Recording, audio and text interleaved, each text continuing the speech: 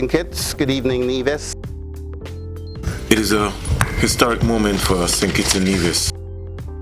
Special good night to those radio listeners, those viewing on television, and those following us via the internet. And one of the things that I would like to see established in the CPL here in St. Kitts, as we can recall, the many entertainers, Gravy from Antigua, you had King Dial from Barbados, and a few others further afield. Cricket World Cup 2007 proved that we are ready for the big league.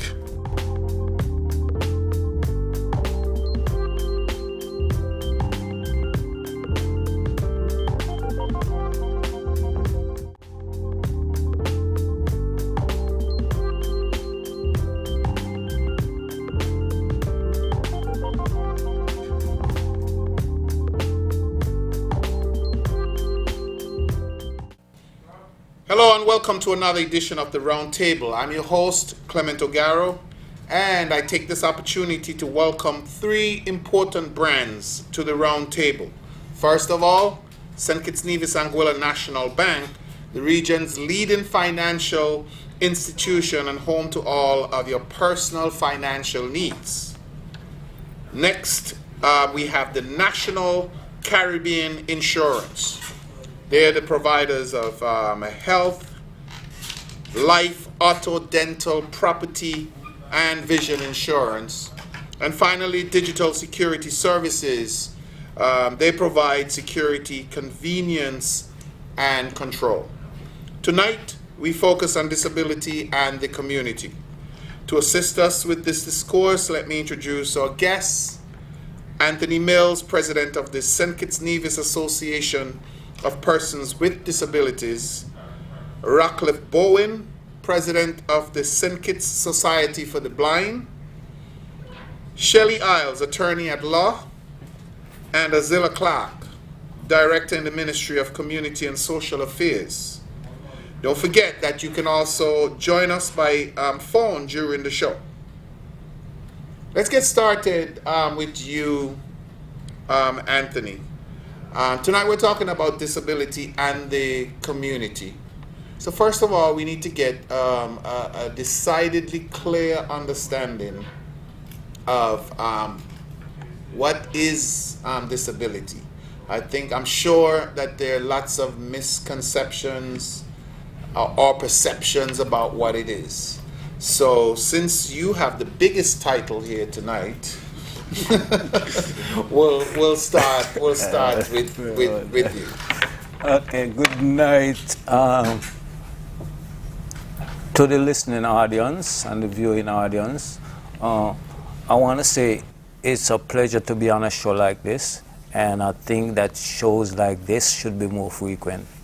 But disabilities is mostly impairments.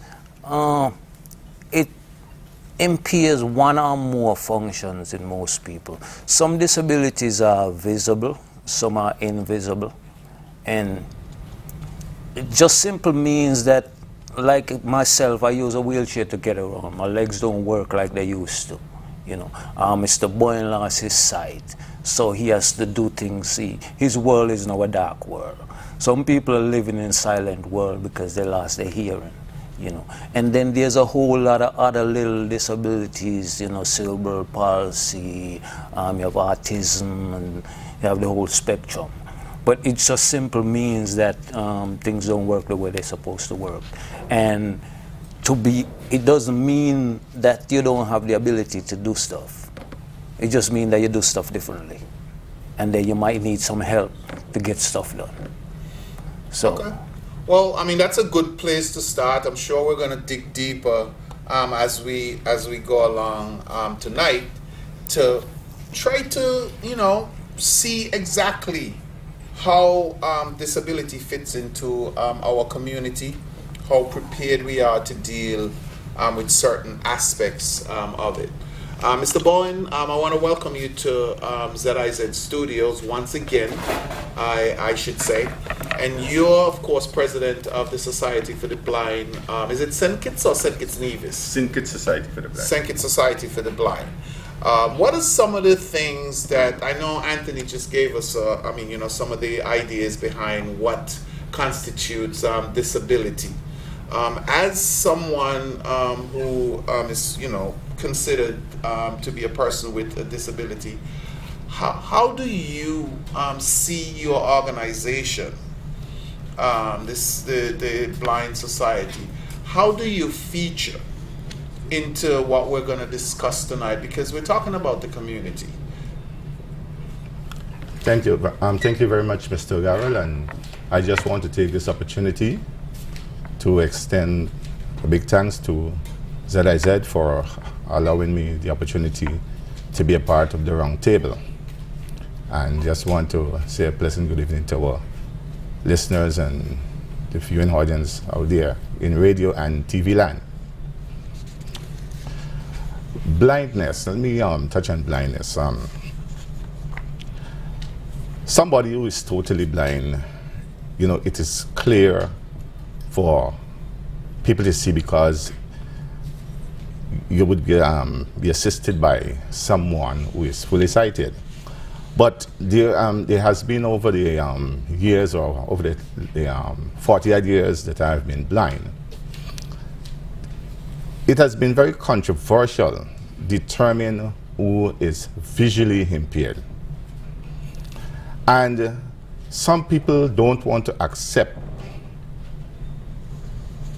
that they are visually impaired by wearing glasses. This has generated a lot of debate over the years. And what I want to say to our viewing and listeners out there is that there are actually three types of visual impairment. We have persons who are totally blind like myself, even though sometimes because my eyes are normal, people will tell me that, you're playing smart. And we have people out here who has vision problem and still able to get around by themselves without having somebody to, accompany them or to assist them. And then you have another type of visual impairment where you have some people, the vision is so poor, they sees, they can recognize certain things, not, a lot of things. And they have to be assisted by somebody. Just like I have to be assisted by somebody at times, you still have some people who have a little vision who have to be assisted by someone. And then you have those ones who are visually impaired do not have to be assisted by anyone. But what I want to say, if at any time you are encountering a vision problem and you go to the doctor and the doctor tells you don't have 20/20 vision, you are visually impaired. Because I go to many places and sometimes, as a matter of fact, I can use this as an example. About 3 weeks ago, I went into an office, and the person I was dealing with, she said to me, "Oh my goodness, Mr. Boyne, just give me a couple of minutes. I have to get my glasses," because she couldn't see anything on the paper that she was, about to, to read to me. So I just want listeners and viewers to know that once you're wearing spectacles, you are visually impaired. Yes, I do understand you have some people out there who wear these kind of spectacles, for style. But I will be able to get into the discussion, a little bit more later on down in the program. Okay, thank you very much for that. And of course, I'm sure that people are going to get some really revealing, not necessarily statistics, but facts tonight about disabilities. Considering the fact that I guess, there's so many misconceptions about it. People with disabilities, have the same rights as all others. However, for a number of reasons, they often face social, legal, and practical barriers in claiming their human rights on an equal basis with others. These reasons commonly stem from misperceptions and negative attitudes toward disability. Now I'm going to move to Azilla, who is the director in the Ministry of Social and Community Development. Social and Community Development. So you guys must have some kind of good rapport, closeness with both Mr. Bowen and Mr. Mills through their individual organization. What role does your ministry play in disability and our community? Certainly. I join with the other panelists in expressing the thanks on behalf of the ministry for facilitating and inviting us to this discussion. The role of the ministry or any state entity is threefold: prevention, protection, and adaptation. Now, in the area of prevention, the government of St. Kitts and Nevis perhaps gets its best grade in certain areas. Because our health profile has indicated that non-communicable diseases and employment-related or workplace-related injuries, these are areas that St. Kitts and Nevis has done considerable work with some of its partners, Social Security, and the employer entities and organizations to look at certain reforms in order to limit the risk associated with health. One of the major challenges, however, is personal choice, which we can't regulate. They go with the invincibility of being young, risk aversion behaviors, non-profiling of your family history. If you come from a history where on both sides of your family there's hypertension and diabetes, it increases the propensity that you will have it. Right. So from an early age, you need to begin to put the adaptive behaviors in place. So while the rest of the world wants to drink Coke every day, you may just need to drink it once. You need to get your exercise in, you need to get fruits and vegetables in your diet. So definitely the prevention side is where the state perhaps gets its best grade in some areas. We still have a lot to work to do on prevention. Because the tertiary level of care now, even with prevention, certain things occur. And in the health sector, prosthesis and reconstructive surgery, these are areas that are opening up to St. Kitts and Nevis now. Because now persons do not have to accept even the physical loss of the limb. They can replace it because, health has the spiritual, the emotional, the psychological, and the physical. So when you look at wellness, you want it to be holistic. So they actually believe that they need something to put down on the ground for them to physically feel well, and therefore persons and the state have been able to support others in relation to that. The state does have a policy of granting duty-free concessions to persons that needs these kind of aids, wheelchairs, canes, etc. So that goes without saying. Where we have the greatest struggle for the government of St. Kitts and Nevis, and by extension the Eastern Caribbean, is in the area of protection and adaptation. In protection, we say it's the legislation, it's the policy, and it's our extension to certain conventions. In that regard, I can say up front that St. Kitts and Nevis has neither. We have no policy for persons with disabilities. We have no legislation that specifically speaks to their needs. And St. Kitts and Nevis is one of the countries that have not acceded to the International Convention on the Rights of Persons with Disabilities. And the area of adaptation, again, because we have no policy or legislation, we are very ad hoc in relation to our adaptive strategies. Tourism has perhaps been the greatest driver because there has been a push to making adaptive tourism for the differently abled, because they are now being identified as a group that wants to travel, that is now coming out of the shadows, and families are making considerations for them. So because we're in the business of tourism, we have seen strides made to repair the sidewalks. We have seen in discussions with the tourism board and the authority and the ministry thoughts of introducing the alternate means of communication with at the port, having sign language, having braille, having actual announcements, so that persons can have the self-sufficiency necessary to do. Because not every blind person needs to have an aid.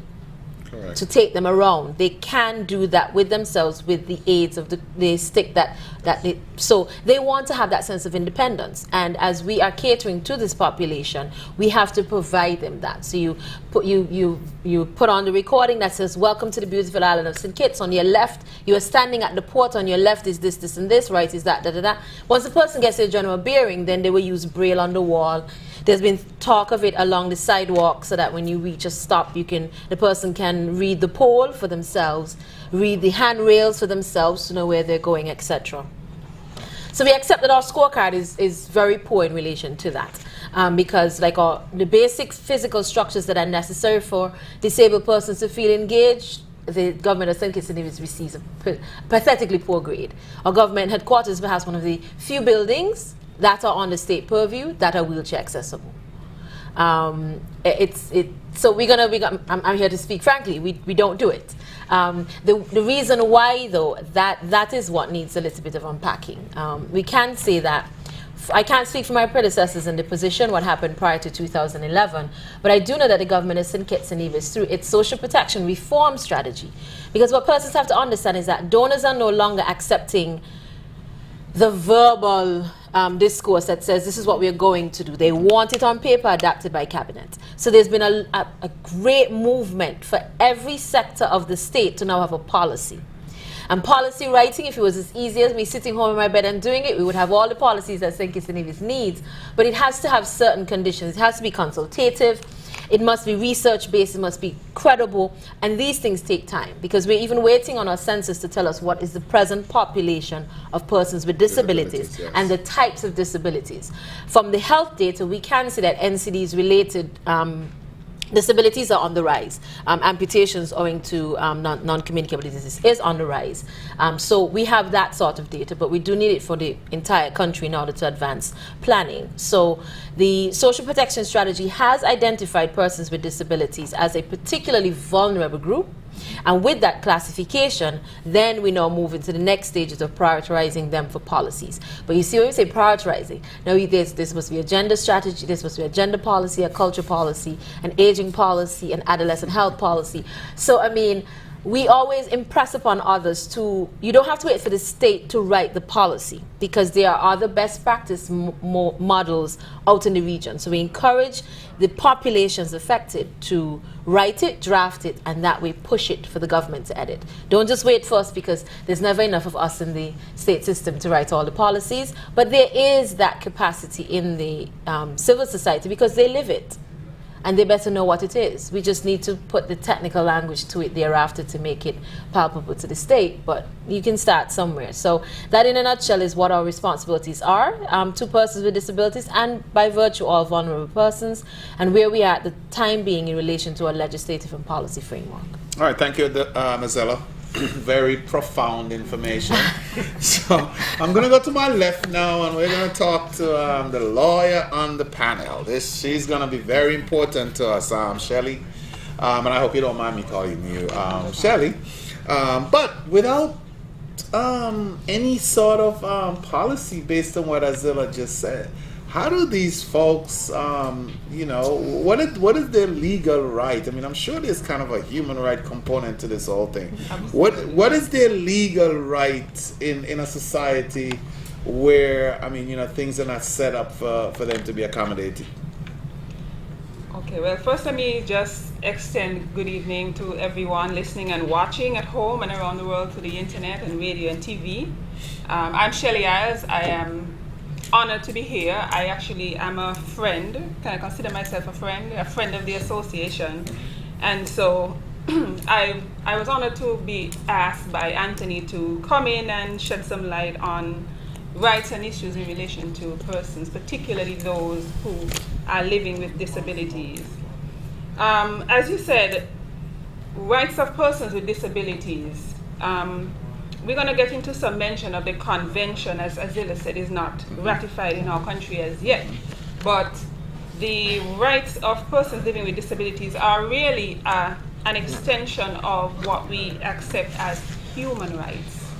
The rights, the acceptance that every person has a right to, right to life, right to live, productive, dignified lives, that every person is equal and should be treated as such, whether they have a disability or they don't, that a person should have access to healthcare, education, justice. So any discussion of persons with disabilities is part of a larger issue of human rights. And so the Convention on the Rights of Persons with Disabilities is really part and parcel of the Universal Declaration of Human Rights, many of which are embedded in our Constitution, and also rights in relation to the rights of the child, rights of women, and so on. What I understood as where I help out the association from time to time is really raising awareness because the convention in itself does not really create new rights. It's recognizing that persons with disabilities are also entitled to rights that are particular to them. Now in St. Kitts and Nevis, with this association, what I understand is a need to start a national conversation, or maybe continue the national conversation. Maybe it's new to me, but maybe the conversation has been going on for a while, in terms of where we are. Where are we in terms of how we view our persons who live with disabilities?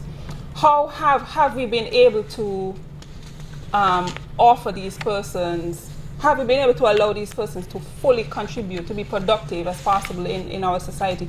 Bearing in mind that from the statistics that I have, and I'm sure they're not complete, a lot of the persons with disabilities have acquired disabilities throughout life. What that means is that any one of us could lose the use of our limbs, or lose our vision, lose our hearing. Yes, there are some persons who acquire disability early in life, yes, but for a significant portion of the persons living with disabilities, it's because of an amputation, because of trauma, because of illness. And so the question is, are we where we should be?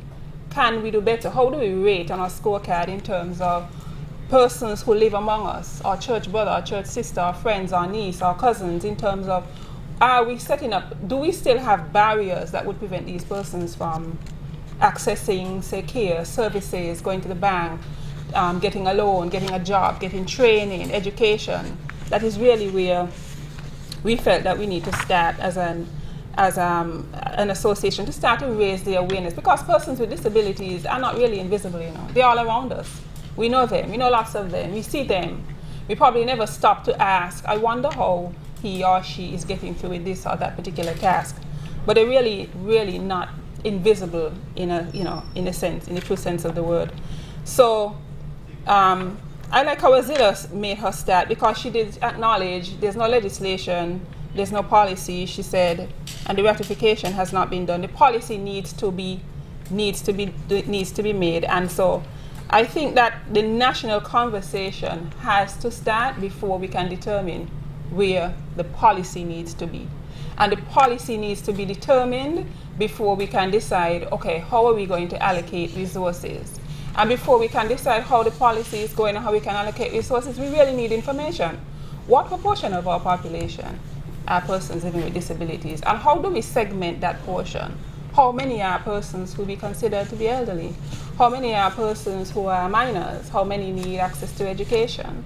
How many need enhanced access to healthcare? And so this kind of information is very, very critical to us going forward in terms of creating a policy, deciding how resources will be allocated, and ultimately deciding how persons who live with disabilities can be, how we can create a situations where persons, notwithstanding their disabilities, they can grow and learn and have access to information and education and live a productive life. So I think that is the context in which we want to set this discussion. Okay, great. I want to thank everybody for jumping in and starting the conversation tonight. What we're going to do is we're going to take a break. We're going to hear from our sponsors, St. Kitts Nevis Anguilla National Bank, National Caribbean Insurance, Digital Security Services, and of course we're also going to feature Brimstone Hill, who have consented to come on board as well as a sponsor of our program. So we'll take a break and we'll be right back on the roundtable.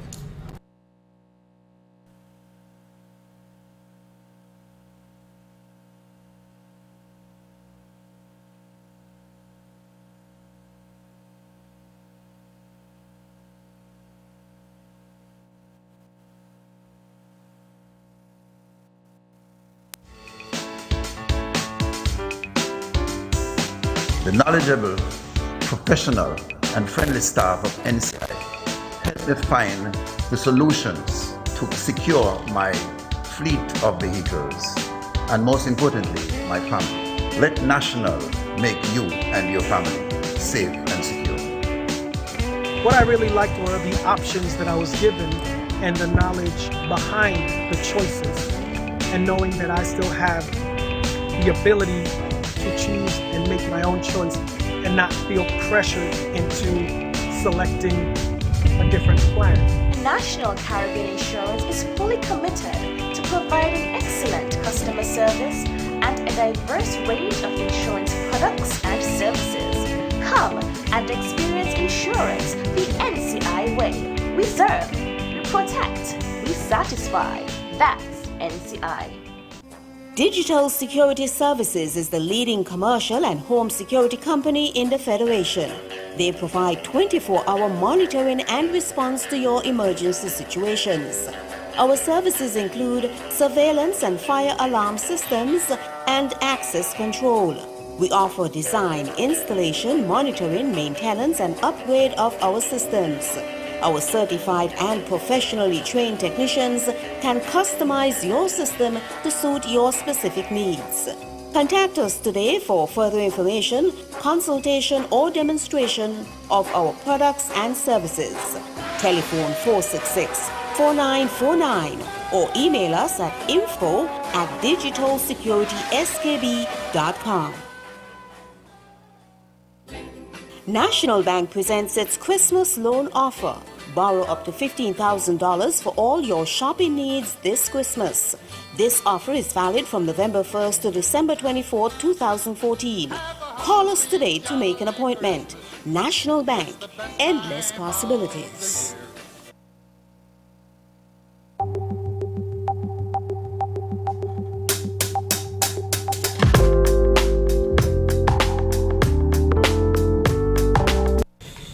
Okay, well, welcome back to the round table. And as I said, we had a great start to our discourse tonight. And I think Shelley hit on some of the things that are very important, because we have a lot of myths and stereotypes about people with disabilities.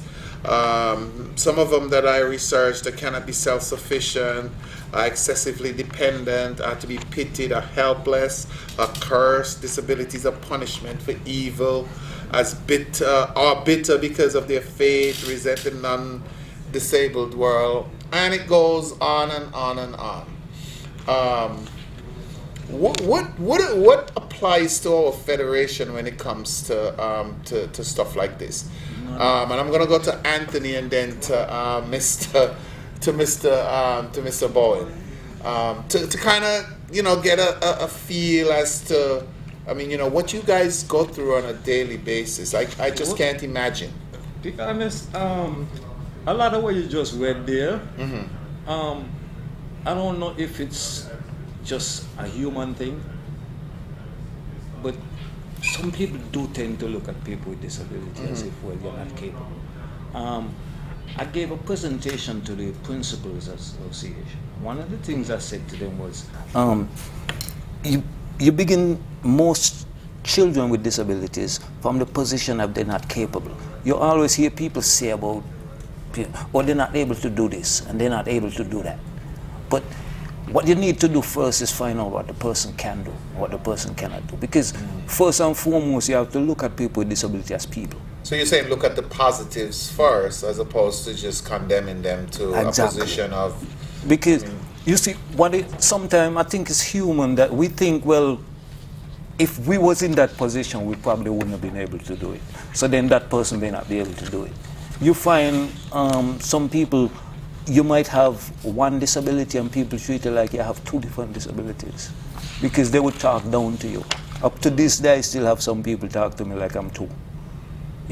And it becomes irritating, especially when you know that you are capable of doing the things that they just automatically assume that you can't do, And because no matter what the impairment is, a person with a disability will find a way to work with it, I live by myself. Mr. Bowen lives with his wife. we have to function in the society. We have to do things. I have to go there and try to pay my bills for myself. You know, I have to go there and take care of all my other businesses myself, because one thing I firmly believe in is independent. I mean, I've been that way all my life. I've been living on my own since I was 16, and I'm 55. So it's kind of hard for me now to give up that. And one of the things we find in our federation happens that people who become disabled later on in life, people who had jobs, and most of them never get back to work. Those are some of the things. It's all because people tend to look at these people. Now they become a burden. Now they're no longer able to do what they used to do. And many a time, nothing wrong with the brain. If you was an accountant and you lose your legs, you're still an accountant. Correct. You know. So I guess we have to change the way we think about people with disability. We have to change the whole outlook as the way, because one of the things, as you mentioned the word disability, people begin to look at you different, like, well, that's a whole nother can of worms over here, you know. And it's nothing more than whatever happens in our society. If you're building your building downtown, it's going to affect the people with the disability. So instead of treating disability and the people that live with them as something separate, we got to see it as a part of the whole. Is there any correlation, and as you say that, is there any correlation between the fact that now we're hearing so many different names that are coming up? You know, they're saying the physically challenged, persons with differently abled. You know, is there any correlation to what you're saying and the changing of the name from disability? I don't know that there is, really. I think it's, to me, they're just words. I'm not a big fan of labels. Okay. So I think it's just words.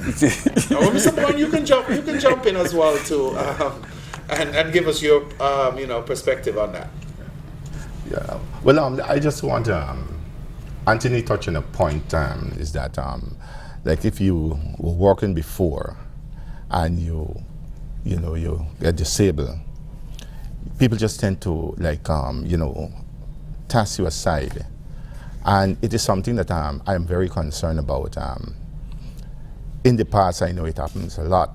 You know, if you're a policeman and you get disabled, you're no longer a part of the force. If you're a nurse and you get disabled, you're no longer part of that institution. But what I think people need to do is, both the government and private sector, they need to look at persons with disability as people who, despite having a disability, they can still make meaningful contribution.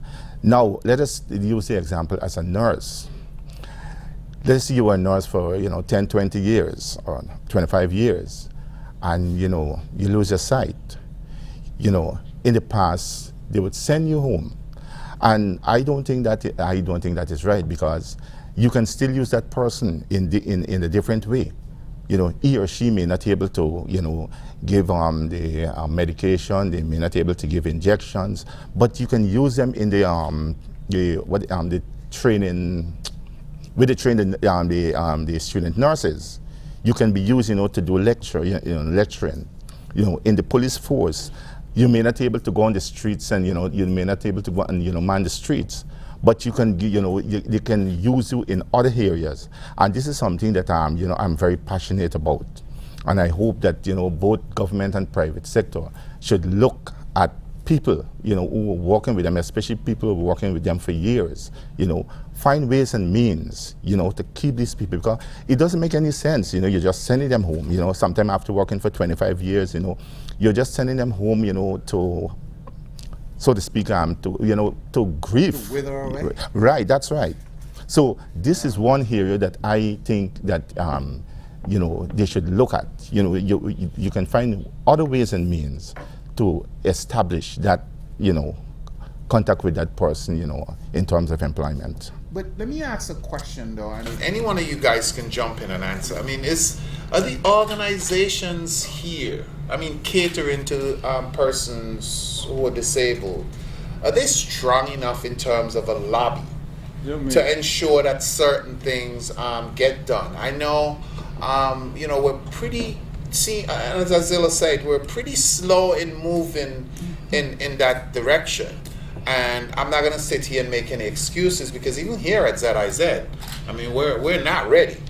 We're not ready. So, I mean, how strong are the organizations, or how capable they are of making this position and have people stand up and listen to them? Well, the organization that I represent's been around since 1982, actually. Wow, it so was founded in 1982. And the fight has been the same. But I think we have seen some small changes. Yes. And there's a whole lot more to do.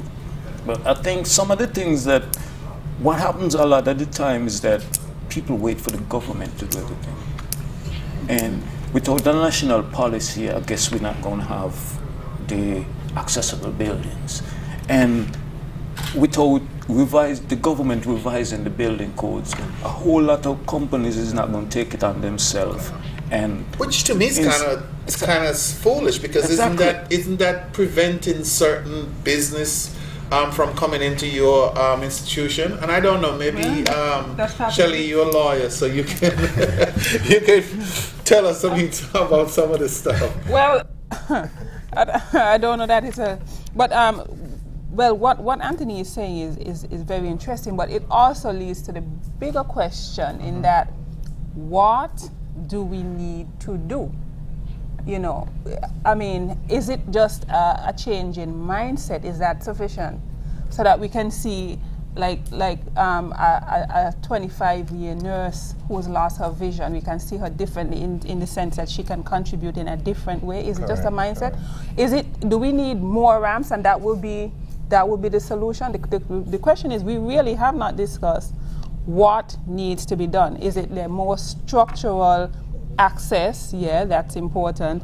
A change in mindset, that's also important. But another part of the question that needs to be raised is, at what cost? And at whose cost? In terms of making sure that persons with disabilities, we can change the mindset, but the question of cost is very, very important. Is it going to be the government's cost? Is the government going to provide incentives to, say, for ZIZ or other businesses to create ramps? Is there a significant enough portion of our society who can say, listen, we have this amount of buying power, or we have this amount of lobbying power, and so we are going to advocate for these things to be done? So the associations are very important. The conversation, we come back to that, we can't get away from it, is very, very important. And I believe incrementally people are going to realize, as a community, we are going to realize that our sisters and brothers, and potentially even ourselves, can only stand to benefit from some of these adaptive mechanisms that are going to be put in place. And then perhaps we could see that the cost and the benefit, we can decide whether the benefit would outweigh the cost, wherever the cost is, and decide who will pay it, where it will come from. These questions can't be ignored. They have to be part of the dialogue. Who's going to pay for the special adaptation for that student to probably mainstream because he or she is blind or deaf, but otherwise very capable, able to handle so-called mainstream school? Who's going to pay for, buildings in Bastia that are over 40 years old to get a ramp? And where's the ramp going to go? On the sidewalk? Where's the ramp going to go on the ground? I mean, these questions have to be asked. They have to be answered. They have to be sustainable. And I can't see the questions being raised without the association and all the stakeholders and the ministry and the government being a part of it. No policy really can, if you're going, whatever the changes are, because we know that changes must be made. And some of them going to have great costs, some of them going to have minimal costs. All the costs must be shared.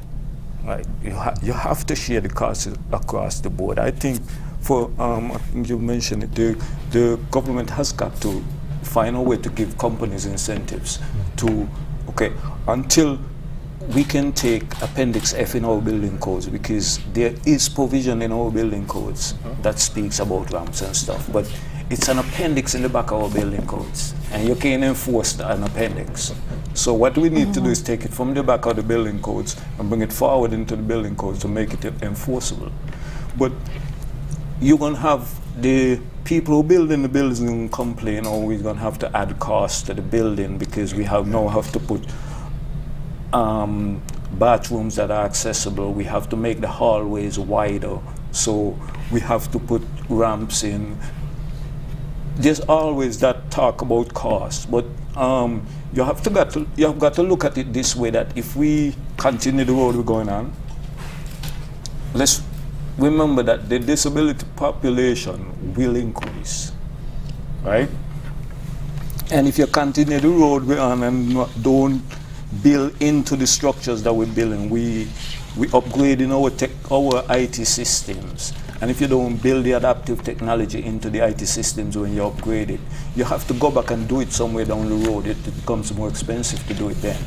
If you don't build them into the new structures that you're building, you have to go back and do it, because there's our association and the one that Mr. Boyne, and we're trying to create a national organization, and there's no way we get to stop lobbying for these things, right? So eventually they will have to be done.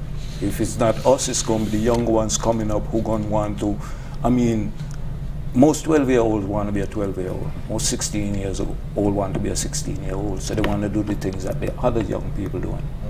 So we have to have the structures in place so that they too can enjoy all of the stuff that the other young people are doing. If the government is not footing the cost, then the private sector has to share some of the costs. Yeah. Mr. Boyne, I know you want to come in, but let me go to Mozilla. I'm going to come back to you. Anthony just mentioned the numbers in terms of, increasing numbers of disability. World Health Organization estimates over 600 million worldwide. The organization also projects that the number of disabled is on the rise due to aging populations, escalating rates of chronic diseases among the elderly, and injuries sustained from violence, vehicular accident, and workplace-related incidents. And we're hearing, this sounds very familiar to some of our situations here in St. Kitts and Nevis. How is the government, how do you deal with this? I know the policy has not been ratified, or the convention, I should say, has not been ratified, but how do you deal with this? Because, we talk about cost. The cost is only going to get higher. Yes. So how do we deal with it now, before it gets to something unreachable? As I indicated, it has to be twofold. The state does make quite a considerable investment in prevention. But again, the X factor is Kittitians like their own personal choice. You can tell me eat healthy until I drop dead, but when I drop dead, that's when I'm going to eat healthy. And at some point, if we do all that we can do and you still don't eat healthy, the still question comes, who's going to bear the cost? Because then they walk in and they do so. So the state has made quite an investment in prevention. That profile that you read is very similar for St. Kitts. The instances of violence, those that happen to survive the violent spree that we had between 2008 and 2013, every surviving gunshot victim now has some level of disability. And remember the profile of those engaged in violence. That was between 18 and 35. That's your most productive sector. So there you've taken out a couple hundreds of those that are no longer able to work. What the state, it seems mean, but what the state looks at is that it needs the greatest potential of its population to be productive, so that we can yield the returns to do so. Make an investment in education so that we can raise the next minds to take over. We do the same thing on employment, we do the same thing in technology, in order to give all the tools necessary to do so. So with that mind, we do understand that that is our fundamental role and responsibility, to produce productive citizens that can turn around and do. But as I always say, one of our major challenges have to be that of personal choice. And as we always say, the the labels associated with disabled persons, some phraseologies have allowed people to become a little more aware. So I can call myself differently abled now, and that's to them. However, they only, well, we used to say two, but now there's only one sure thing in life, and that is to age and die. Because every day you get older, so people may think aging means to get to 77 or 95, but it's to age and die. And with aging comes those complications. So we have to ask ourselves as a sect, as a population, as Ms. Isles has been asking, what do you want as your body, mind, and wellness changes? All right? And if that is your desire, then what are you doing today to do it? Because yes, I mean, the pressure is on for the state to create everything, but we all know there are policies and legislation around for other things, and have they exactly changed human behavior? Not particularly. So the disabled population, I think it was Mr. Williams who did an article that clearly stated any bank that does not physically accommodate him does not get his business. No, I'm not for revolution, of course. But in the absence of data... Evolution, not revolution. Okay. In the absence of data, it would be interesting for... Because we know our responsibility in the state. I mean, Mr. Mills, Mr. Bowen, their predecessors and those to come have made sure to put on the minister's agenda their laundry list of what they need to see occur. And she has passed that down to us, the technocrats, and we're diligently working through everything else to see how we can bring that to be a reality. But while that is being done on the technical level, one then has to ask himself what's happening with the society. Ms. Isles asked us about awareness. We can spread the data about health, mental health, physical wellness, etc. But behavior change is a long-term goal. All right? Then we have the population that right now needs to be serviced, and it'll be interesting to hear from the association, as Ms. Isles asks, what are those things? If you can tell the public this evening, disability in the community, this is what we want from you, tangible steps, then we can begin to move forward. Because the stuff that we would like, acceptance is a vague phrase that anybody can do, anybody can put sums to do that, but we need concrete action, because from there we can know. Because again, as I tell, policies are technically easy to write. You know, we can sit in our rooms and research the World Health Organization, all the other international agencies, and put it all together. But what makes it hit the ground running is when it speaks to that local context, and we accept the gaps on our end that says our data fields are not yet ready to supply that, but we have experiential data from the lived persons with disabilities. But again, it's the strong single voice to be able to advocate and lobby, not just in the state system, but the private sector as well. I mean, I'm not for persons stop engaging businesses, but you are a citizen and you are a paying taxpayer or a service provider to the company. So it'll be interesting to have those sets of dialogue. I mean, 2 years ago we had a UNESCO project, and the business society was oriented, and a lot of them was eye-opening to them to learn of the challenges to physically enter a place. And what does that mean when you have to ask somebody to take your bill inside, pay for you and bring it back?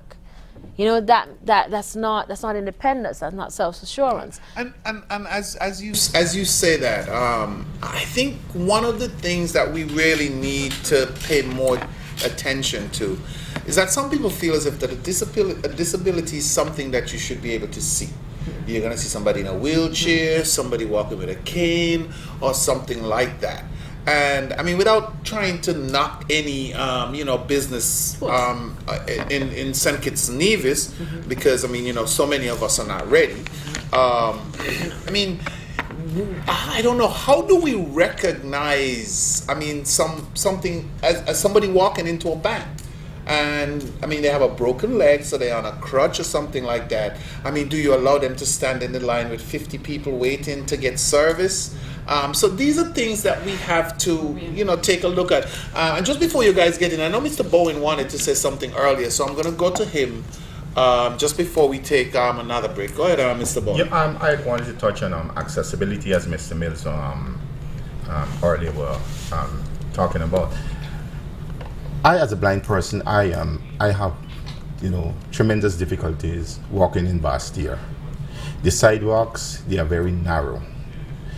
Sometimes the reason why the sidewalks they get narrow is because some of the business houses, they the steps, like to go upstairs in a particular business, it is so way out on the sidewalk that sometimes when you try to dodge the steps, you actually you end up in the drain, and it is something that I have been talking about. I met with business leaders in the past. This fight has been going on since in the 90s when I came here. Myself and the late Joan Moses, we were actually doing what myself and Mr. Mills is doing now. And I know there were times where, in terms of when I was the president of the St. Kitts and Nevis Association for Persons with Disabilities, we met with government officials, and what we said to them is that, hey, we don't want government to foot the cost. All we want is permission, because we had people out there who were willing to donate, cement and other stuff. You understand, to make ramps, on certain places where persons with disabilities from time to time, would have to go and do their business, and they would tell you, well, okay, yes, and we'll get back to you, and something, weeks and months pass, and it just fade away. So we tried, I mean, now I tried so much that now I am so fed up that sometimes I don't even want to appear on programs like these, because I'm glad that you took the opportunity yes, to come. yeah, because I mean, I had 9 years of what Mr. Mills is in now. I serve a total of 9 years, St. Kitts and Nevis Association for Persons with Disabilities, and even with Mr. Victor Daly, and there are names that I can mention tonight. We did our best, but it was just falling on deaf ears. All right, well, thank you for that contribution. What we're going to do now, we're going to take a break, and when we come back, we're going to delve into some other areas. Of course, we've been beating the convention to the floor, but I'm sure there must be some other things that we can do as a people in our federation to ensure that disabilities not disabilities not pushed in a corner, but it comes to the forefront because of the amount of talent, ability that we've seen in some of the stuff that you guys have done. So we're going to take a break. We're going to hear from our sponsors, and we'll be back.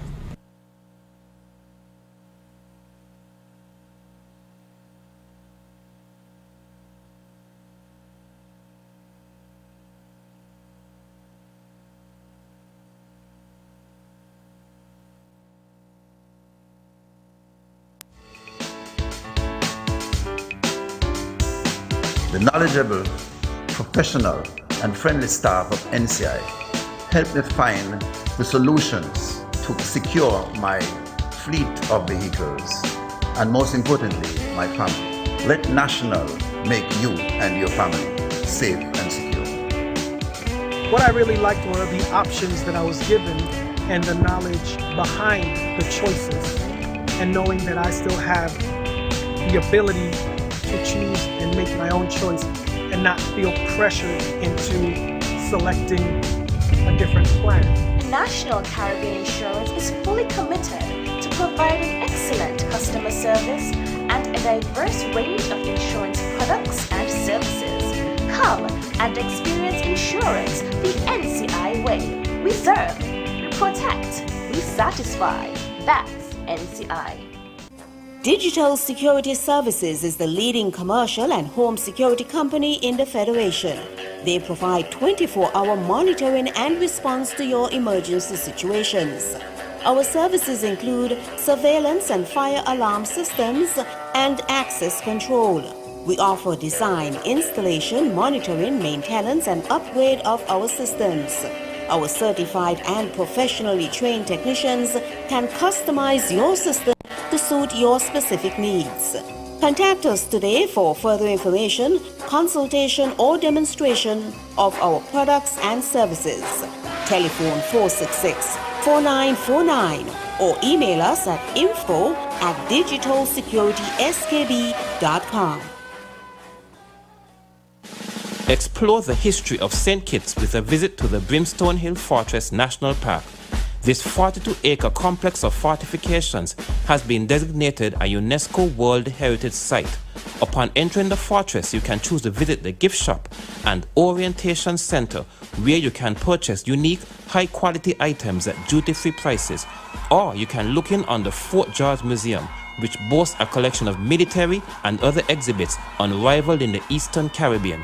The breathtaking view of Brimstone Hill includes the mountain range and a view of several other islands on a clear day, and of the Sandy Point Bay that the fortress once defended. Visit us and really experience the history of St. Kitts. This venue will also lend an indescribable ambience to your wedding or banquet. National Bank presents its Christmas loan offer. Borrow up to $15,000 for all your shopping needs this Christmas. This offer is valid from November 1st to December 24, 2014. Call us today to make an appointment. National Bank, endless possibilities.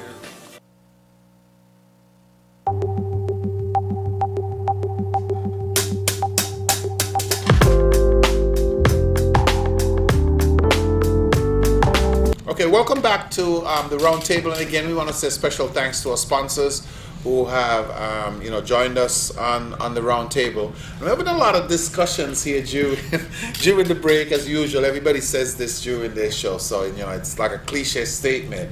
And we were talking about the conventions.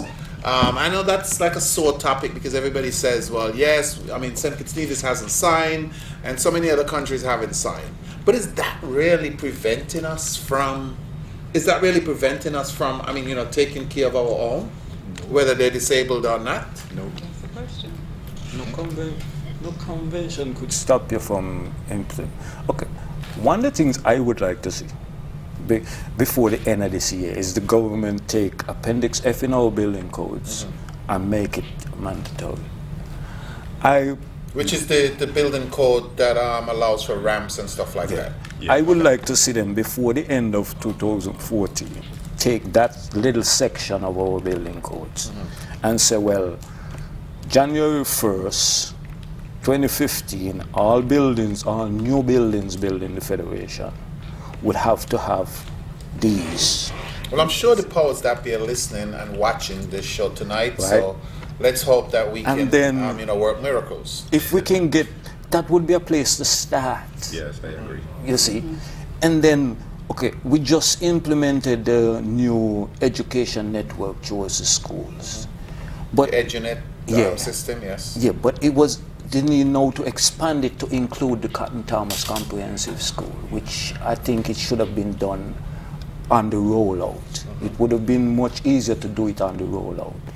I think that is one of the things that they need to do in a hurry too, and I would also like them to extend it also to our teaching facilities down at the Macmillan Community Center where we have our classes, but that's another topic. And there's a rolling out of a government-wide area network. So I think things like these is where we need to start. We need to start with, when you roll out the wide area network, make sure that it has the necessary adaptive technology built into it so that people with various disabilities can use them. Students with disabilities can log on to the education network, and these are things that we could begin with that it don't cost you a whole lot of money, to get stuff like these, because you're in the process of doing them. Correct. You see. So extending it to one additional area may not necessarily cost the same as if you're implementing it for the first time. Yeah, and if you're using like screen readers, if you don't want to use JAWS, you could use NVDA, which is a free screen reader, which is almost on par with JAWS.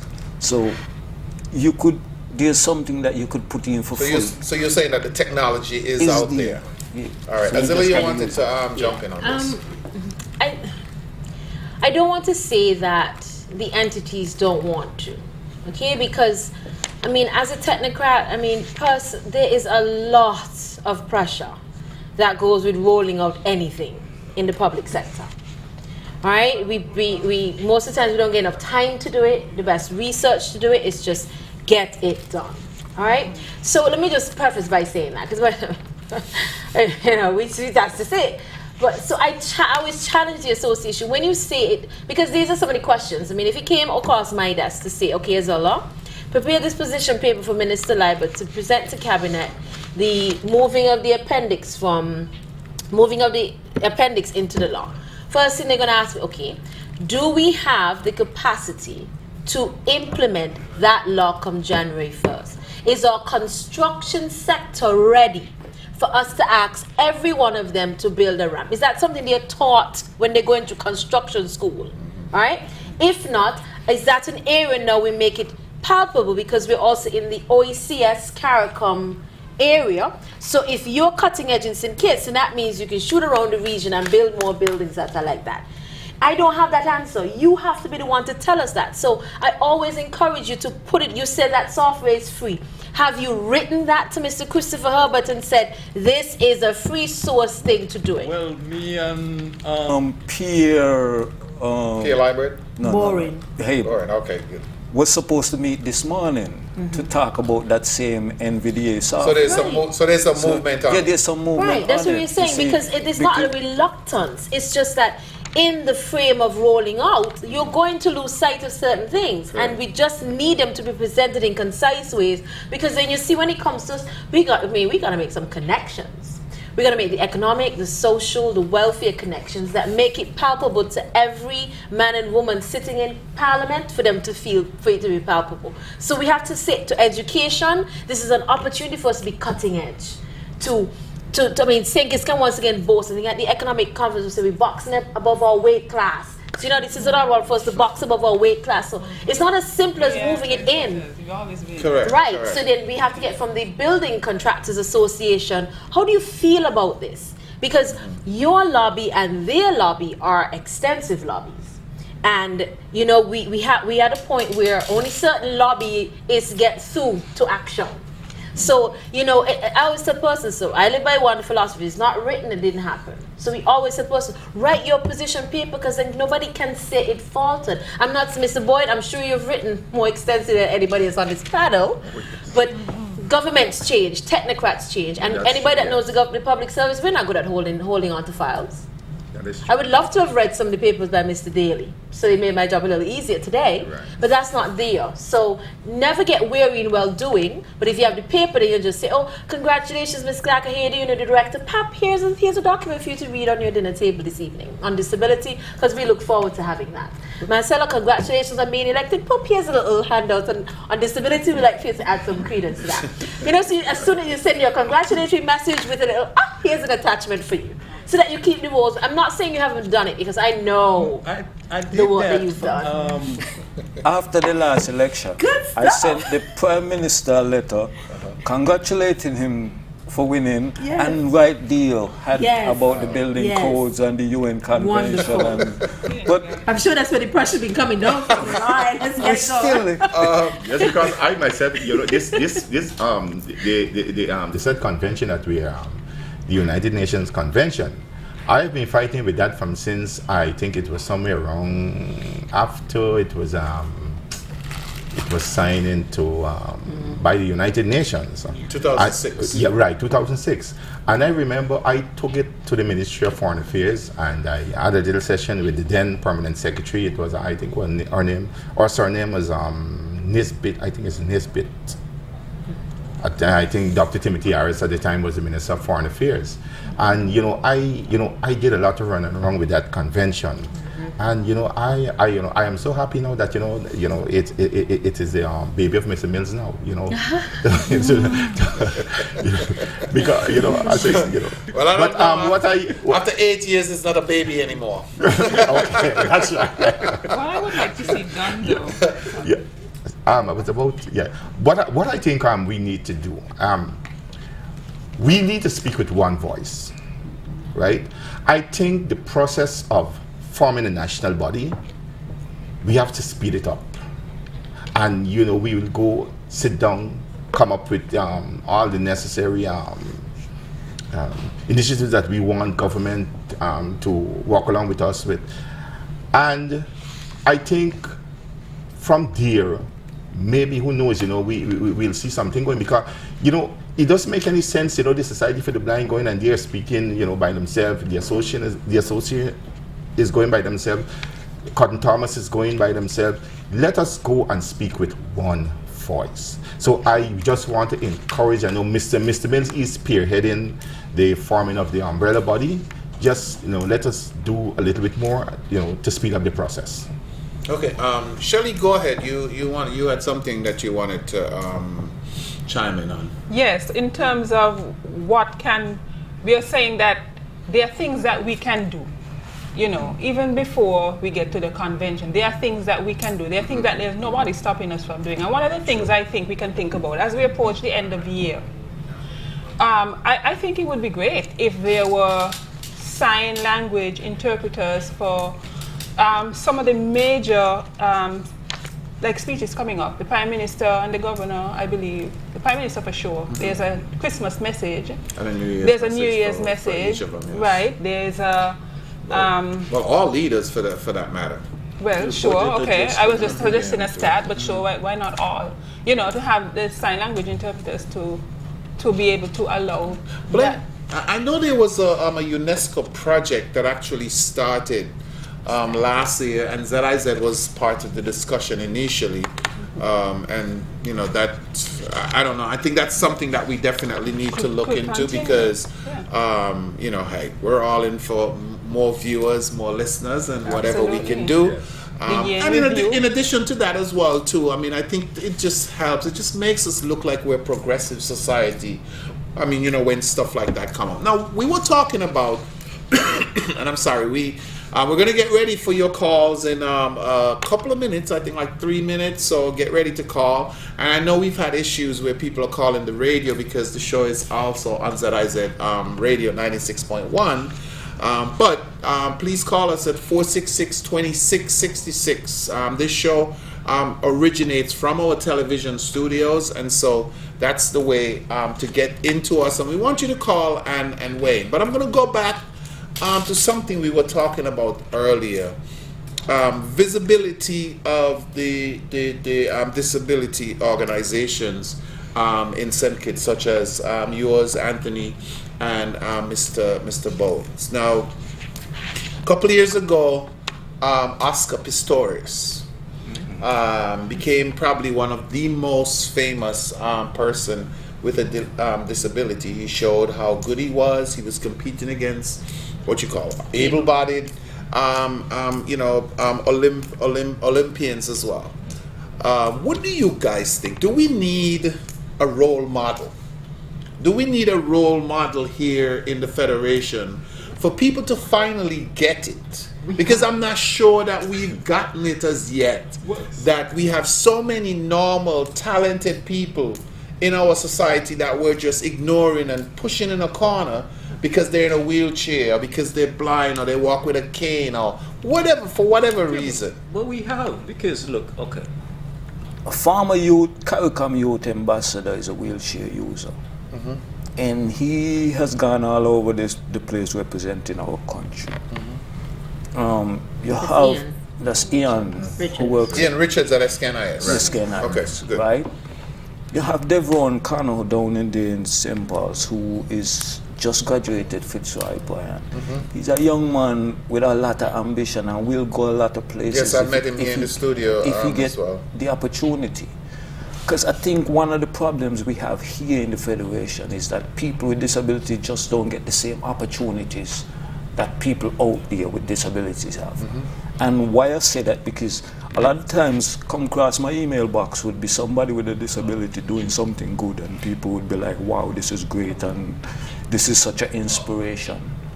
But I long for the day when I could see that video have somebody from St. Kitts in it, have somebody from Nevis in it. Because I believe the people here with disability has the ability to do those things, but it's just a matter of opportunities. We don't get the opportunities. I don't, and I might get in trouble for saying this, but I don't think that the education that young people with disabilities receive in the Federation is on par anywhere with the education that the students in the mainstream schools get. And our education white paper spoke about mainstreaming kids with disabilities, but that part hasn't been implemented yet. And that's one of the things I keep trying to get to Minister Carty to realize, is that you have got to begin to implement this part of the education white paper, because you're leaving these kids behind. And none of them could be Oscar Pistorius, the governor of New York was blind, the president of the Barbados Senate, she's blind. I've met lawyers that work for the United Nations who only could turn their heads. They're quadriplegics, but they help to draft the same convention that we speak of. You know, and that's the thing that we have to get here. We have to begin to create the opportunities, because if you don't create the opportunities and you leave these kids behind, they become burdens. And we don't want to create a whole lot of burdens for a small state like ours. You see. Okay.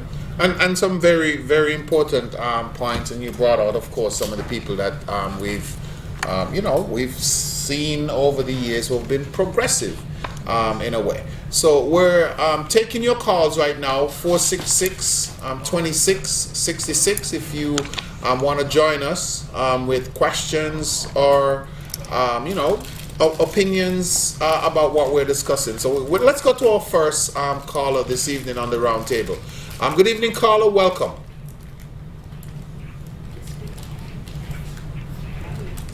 Good evening, caller. Good evening. Yes, welcome to the round table. Go ahead. A pleasant good evening to you, Mr. Moderator, and to your esteemed panelists. Thank you. Such a timely panel discussion this evening. I want to say good evening, especially to Mr. Mills and Mr. Bowen. Good evening. Good evening, sir. I have a disability. I use a walker that can be folded. I purchased it in Miami. But my concerns tonight, I have a few concerns as far as disability. My disability is concerned. I live in a particular part in the country, and I catch his bus whenever I go to town to do my shopping, pay my bills. Like Mr. Mills said, I try to be independent. I took sick on my job in St. Thomas. I'm originally from here. And what happened is like taking the bus. My walker could fold right up. But another thing that I like to comment on first and foremost is that these utility vans that they use here calling buses, you must understand, they're not buses, they're not recognized buses. We use them in the third world as buses. Because, let me say to you, Mr. Moderator, and your esteemed panelists, they don't have no leg room for somebody like me who needs, or any person for that matter, ride on those buses. I don't know if any of you guys on the panel has ever experienced going on one of these buses. The more comfortable bus that run the road, and there are very few, except for the West Line, are the high top. Like, the Toyota high top, and the Nissan now introducing them also. And they're mostly used for tourists. But what I want to say, I've had some bad experience. Up to today, I took a bus. I'm not going to call name or mention the number or anything. But the gentleman is very good, kind of. But today, while I was coming home from town, I experienced something. The bus brought me up, as usual, but then it was downpouring, and I had to get out in the downpour to get out. Open my walker, get out the bus, open my walker, and come home. I mean, no consideration. And these buses, let me tell you something, Mr. O'Connor. Sometimes these buses think that they're doing the passengers, not only those with disability or whatever, but even the ordinary passengers a favor. They just in contact, they speak to you, they speak down to you, and the conversation is so, unbecoming. And as a woman comes in the bus, the behavior of them is appalling. And, I tend to think, Mr. Mills said something earlier, that we have to have a policy. And, you know, sometimes I wonder why, sometime in a session, when these things are discussed by the minister responsible for community and social affairs, that Mr. Mills or Mr. Boyne or some one of those folks, knowledgeable folks, are not invited to make a presentation on behalf of the organization. Yeah. And it is so timely. I want to say thank you for your thing. And I'll continue to listen. I have a few more things I will wish to discuss, but I will listen and give somebody else a chance. Good evening, and so timely a discussion. Thank you, sir. Thank you very much for your call, and we appreciate your sentiments as well in terms of what we're discussing. Go ahead. Well, hold on. Before you do that, we're going to take a couple more calls. You guys can take notes, and then we'll try to wrap this all up in about 15 minutes. Good evening. Welcome to the round table. Yes, a pleasant good evening, Mr. O'Garo. Thank you. Good evening. I really want to commend you for this round table this evening. My name is Cedric Liebert. I thought I should mention my name. Yes. I want to commend Mr. Boyne especially. I've met him in the past. And I want to say that this matter of disability, especially looking at how the community responds to disability in terms of persons, that we here in St. Kitts, as was said, I think, by the lawyer, we need to really look at the matter of awareness. I want to say that in 1975, I was motivated by a blind person from Antigua, and his name is Aubrey Repson. And that young man, I met him at an AYPA conference. And from ever since we've been friends. I want to say to you that on Friday coming, Aubrey Repson, a blind man, will be receiving his instrument in Antigua as the ambassador to the United Nations for Antigua and Barbuda. And it really fills my heart because, as I said, in 1975, when I met this young man, he changed my life. He has come to my house over and over. In the 1980s, when we had the blind school here in St. Kitts, Aubrey comes to St. Kitts and Cedric Liebert takes him around. I want to say that just being around Aubrey has inspired my whole life. And I want to say that in 1995, when I became the minister with responsibility for communication works and public utilities, when I went to inspect the building at government headquarters, I was shown that there is an elevator. I don't think that any one of you are aware of it, but there is an elevator for disability where you can at least leave the reception downstairs, at least to go on the second floor. If you want to go to Parliament, you have that right. And I have not seen that thing work over the years. You spoke about Mr. Ian Richards, the Labour Party government, when we came into office, and he applied. We said, let us assist Mr. Richards. And today, Mr. Richards is doing a good job in the area of communication. The government has also, over the years, assisted the disability, the school up at the village area, improving it and so forth. But I want to say that the matter of awareness is an area that has to be looked at, and I am hoping that out of this discussion this evening, we can see some movement in the right direction. Aubrey has invited me to Antigua on Friday, when he will be receiving his instrument, and I'm going because I'm just proud of this young man. Because I met him in 1975, as I told you. In 1988, he got married in New York, and I was there at his wedding. Aubrey has a big job before he takes up this new position as ambassador. He travels to the African country. And sometimes Aubrey would call me and say, boy, Cedric, I am right now at a shop lining. He alone. And the reason for it is that he wants to bring out the awareness in the African countries of you can be disabled, but you still can move around. And he has been doing a fantastic job in that area. And I want to say to you that I believe that we can do the same thing in St. Kitts and Nevis, but as I said, it's a matter that the matter of awareness has to be taken up, and whether it is the committee or there is a new committee to launch and to move into this direction, I believe it's an area that we need to bring to the attention of our people. I want to commend you all once again, and I hope that out of this discussion, this whole table this evening, we can see a spark, and a spark in the right direction. Thank you very much. Thank you for your comments, caller, and your information as well. We're going to go ahead and take another call. Good evening, caller. Welcome to the round table. Hello? Yes, go ahead. We're hearing you. Good evening, panelists. Good evening, Mr. Moderator.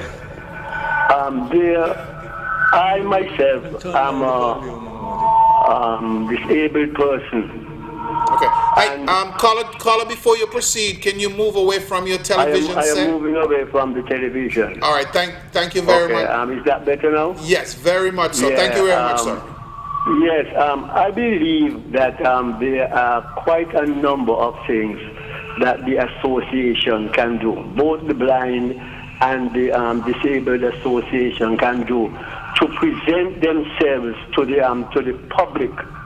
You know, to make the public aware of their existence. And there are quite a lot of lessons that can be learned from the people who are disabled in St. Kitts and Nevis. Number one, if you look at the disabled persons, take Mr. Boyen's wife, SL. SL goes, she's blind. She goes to the electric lights department, and she pays her bills. And she walks from the electric lights department down to the terminal unaided.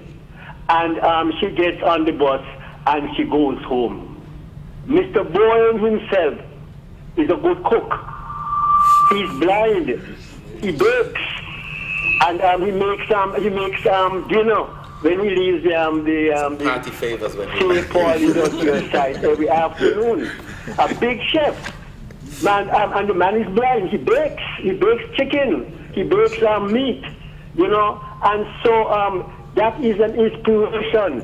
If you look at Anthony is a good technician on the computer, right? And he holds a class around the McKnight community and teaches graphics. But you know, and these are things that you can that can inspire those who look down at us. And it is a fact that there are people who look down on us as if we are aliens from some kind of planet. And you know, sometimes I walk downtown and people tell me, "Well, you don't go home. Well, you don't stay home." And my reply to them, "You want me to stay home and die? I'm out here where I can meet people." And because I have lost a foot, you know, I am a second-class citizen now. I used to train teams, but now I'm a second-class citizen because I am disabled. And so people must look at us in a different light because, look, it takes great strength, great inner strength to come from being a 2-foot individual or a person who can see and lost his sight, or a person who met an accident and is now disabled. Because you see, it takes inner strength to fight back. It takes inner strength to fight back because it's a battle within yourself. But people don't understand. They see us trying to make, to be alive, to stay alive, to do things on our own, and they look down at us. We are aliens. And so I hope that this discussion tonight will open the eyes of those listeners and let them see us in a different light and let them ask themselves, boy, do I have the inner strength? Do I possess that inner strength to come back from where those persons were to where they are today? Because when my foot was cut off, you know, I met a young fellow up the hospital and they were amputating his foot. And I went and I spoke to him. He said, boy, class, I don't think I could make it. I don't know how you make it, but I don't think I could make it. And the fella gave up. No, when I go to the hospital to visit, and they have people up there who give him problems because they're going to have an amputation, the nurses and the doctors tell me, Clark, go and talk to them. Because I am an inspiration. I've lost my foot, I survived. And people must look at us as people who are inspired and who can be an inspiration. Thank you very much. Thank you very much for your call. What we're going to do, we're going to take our, we're going to take this break. I was about to say our final break, but maybe will not be. We'll take this break, hear from our sponsors, and we'll come back on the round table with some more calls. Don't forget you can line up those calls at 466-2666 if you're listening to us on the radio. Please don't call 465-2555. The DJ will just refer you back to our television studios. We'll be back on the round table.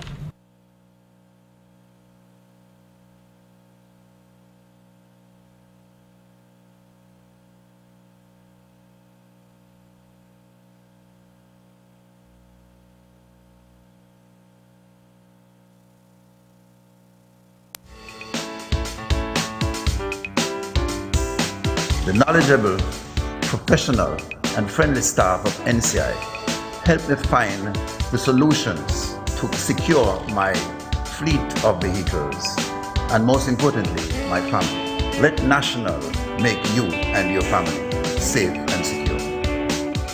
What I really liked were the options that I was given and the knowledge behind the choices, and knowing that I still have the ability to choose and make my own choice and not feel pressured into selecting a different plan.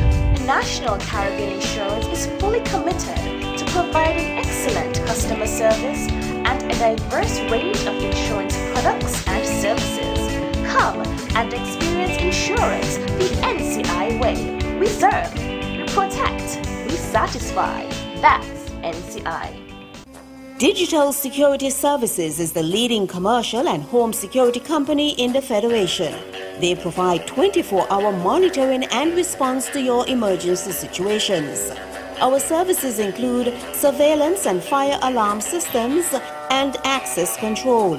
We offer design, installation, monitoring, maintenance, and upgrade of our systems. Our certified and professionally trained technicians can customize your system to suit your specific needs.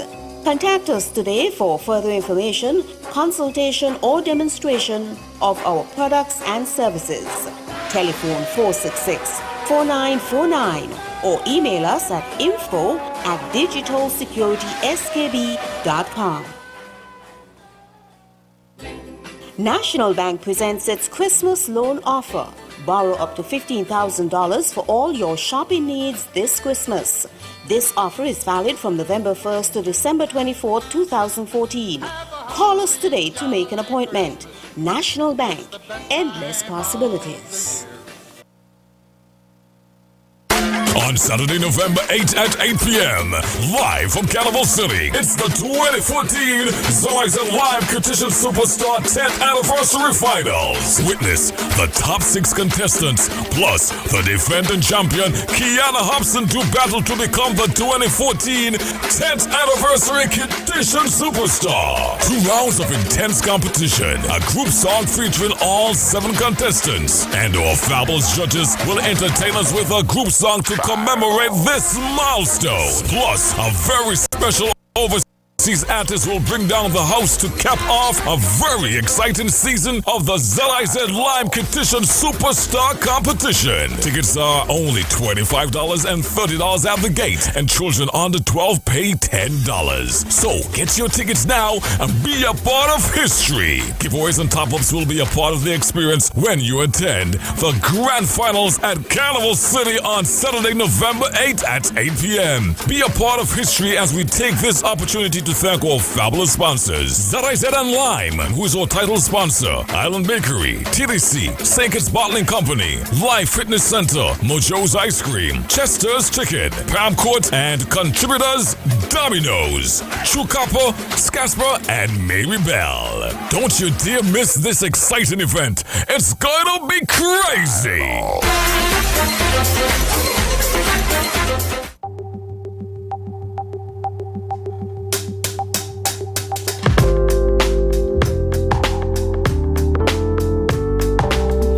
Okay, welcome back to the round table, and don't forget we're taking your calls until about for the next 10 minutes or so before we wrap up at 466-2666.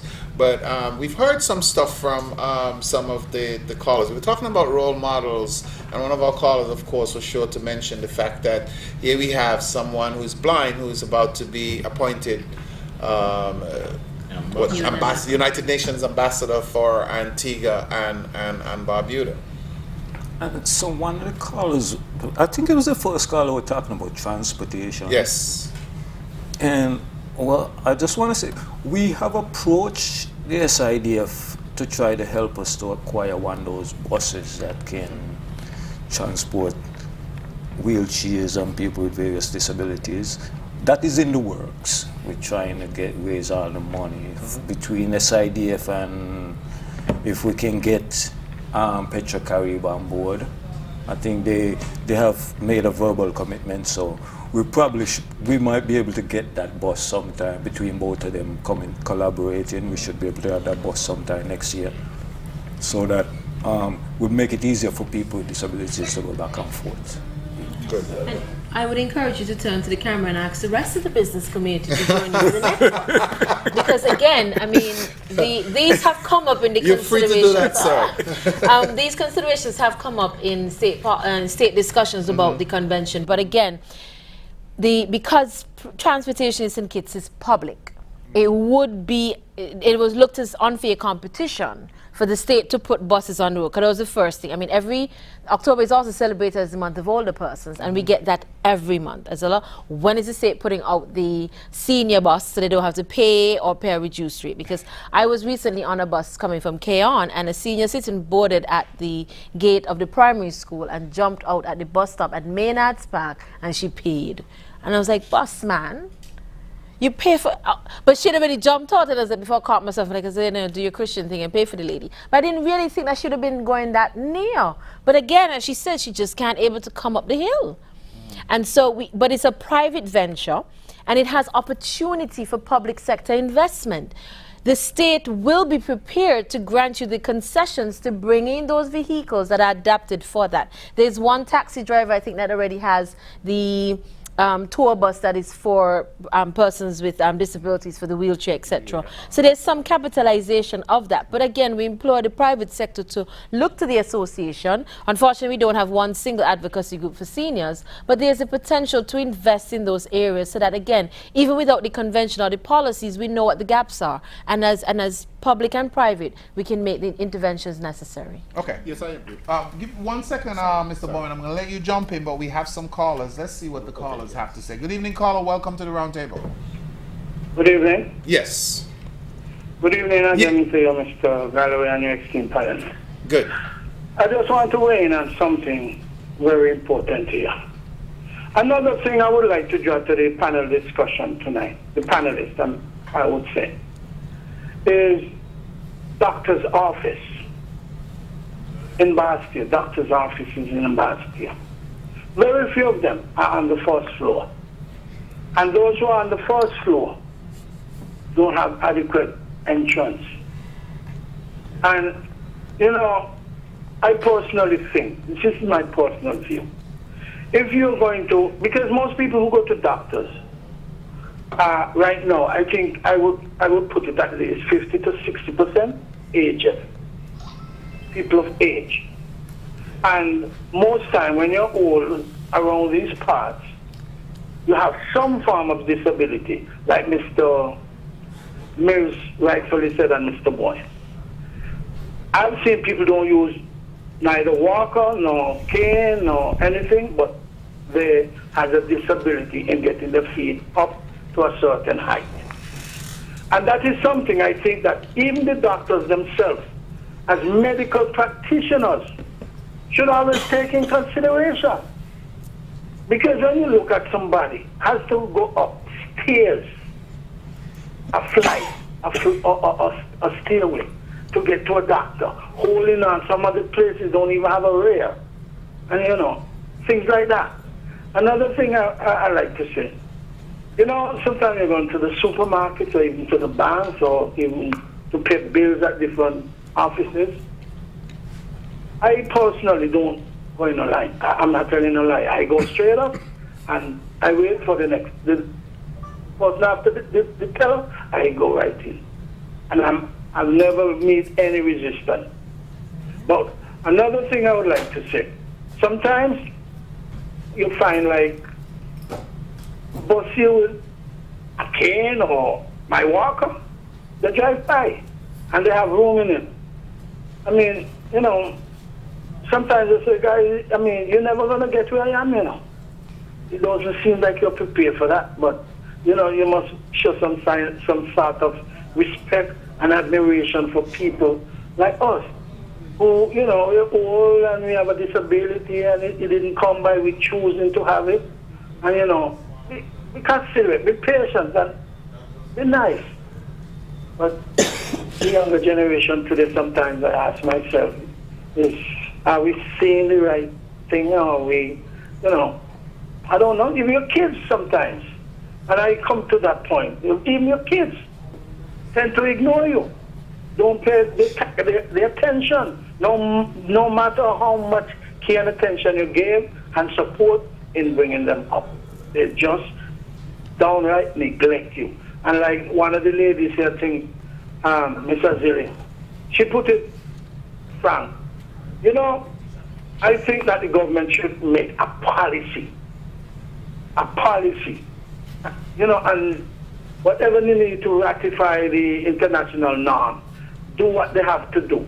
And if they have to give some concession to the people who have to make ramps, fair enough, there are some places they may not be able because these places are, you know, like 70, 60 years old, 50 years, and, you know, like that.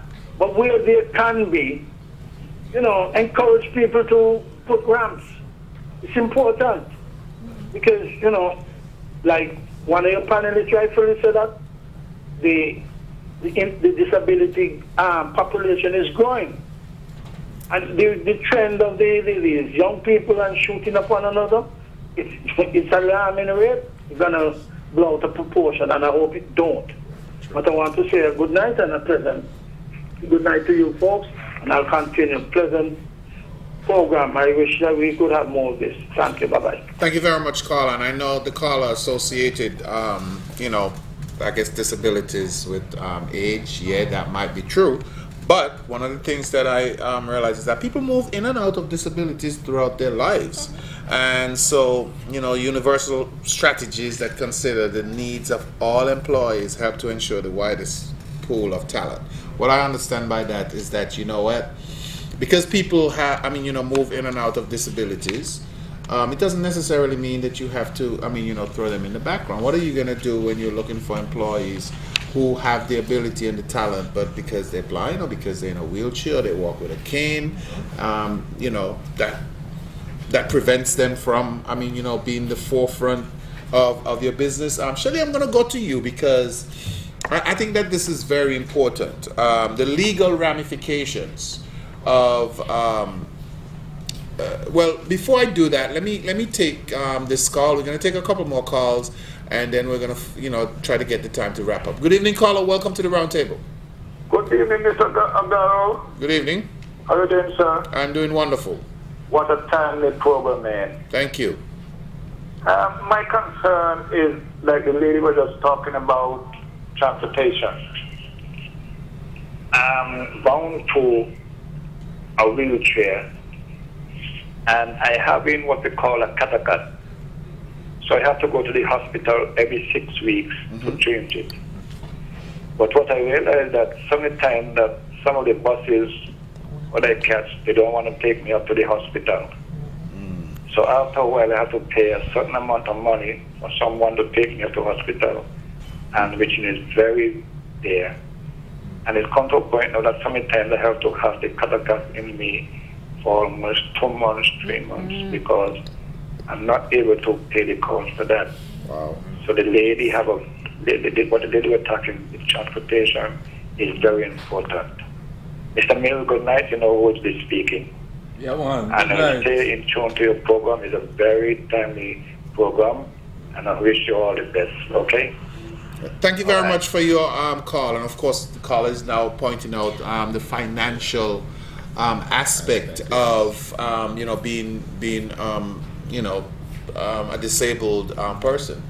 Azila, you wanted to? Yeah, I mean, well, with the permission of the caller, I would like to find out who you are, because I would think that there are some accommodations and adaptations that can be made at your community health center, so that you don't have to incur the cost. Because to keep your catheter in, I'm not a doctor, but I'm just hearing infection. No, what though? And I keep advocating it. They need to teach people to change their own catheters. You don't need. A person don't need to have to go to the hospital every time they need the catheter changed. It is something that before I left the hospital they taught me how to do it. Okay. So we can definitely have that conversation. So we can with do that us. at the health centers in the communities, and they would teach people to do it themselves at home. And risky. Okay, and that's good. I mean, I think the information that we're that's coming out tonight, it's very important. But I was going to go to you, Shelley. In terms of you are the lawyer here on the panel, so I'm trying to find out what are the legal, not necessarily ramifications, what legal recourse, I mean, do we have? I mean, for instance, I mean, something happens to you because somebody's not disability ready, something happens to you there. What kind of recourse? And I'm not sure if I'm even asking the question correctly. But what kind of legal recourse do we have, though? I mean, does not having the convention prevent somebody from taking up a matter of a business that's not, readily available? I don't know. I'm just asking the question off the top of my head.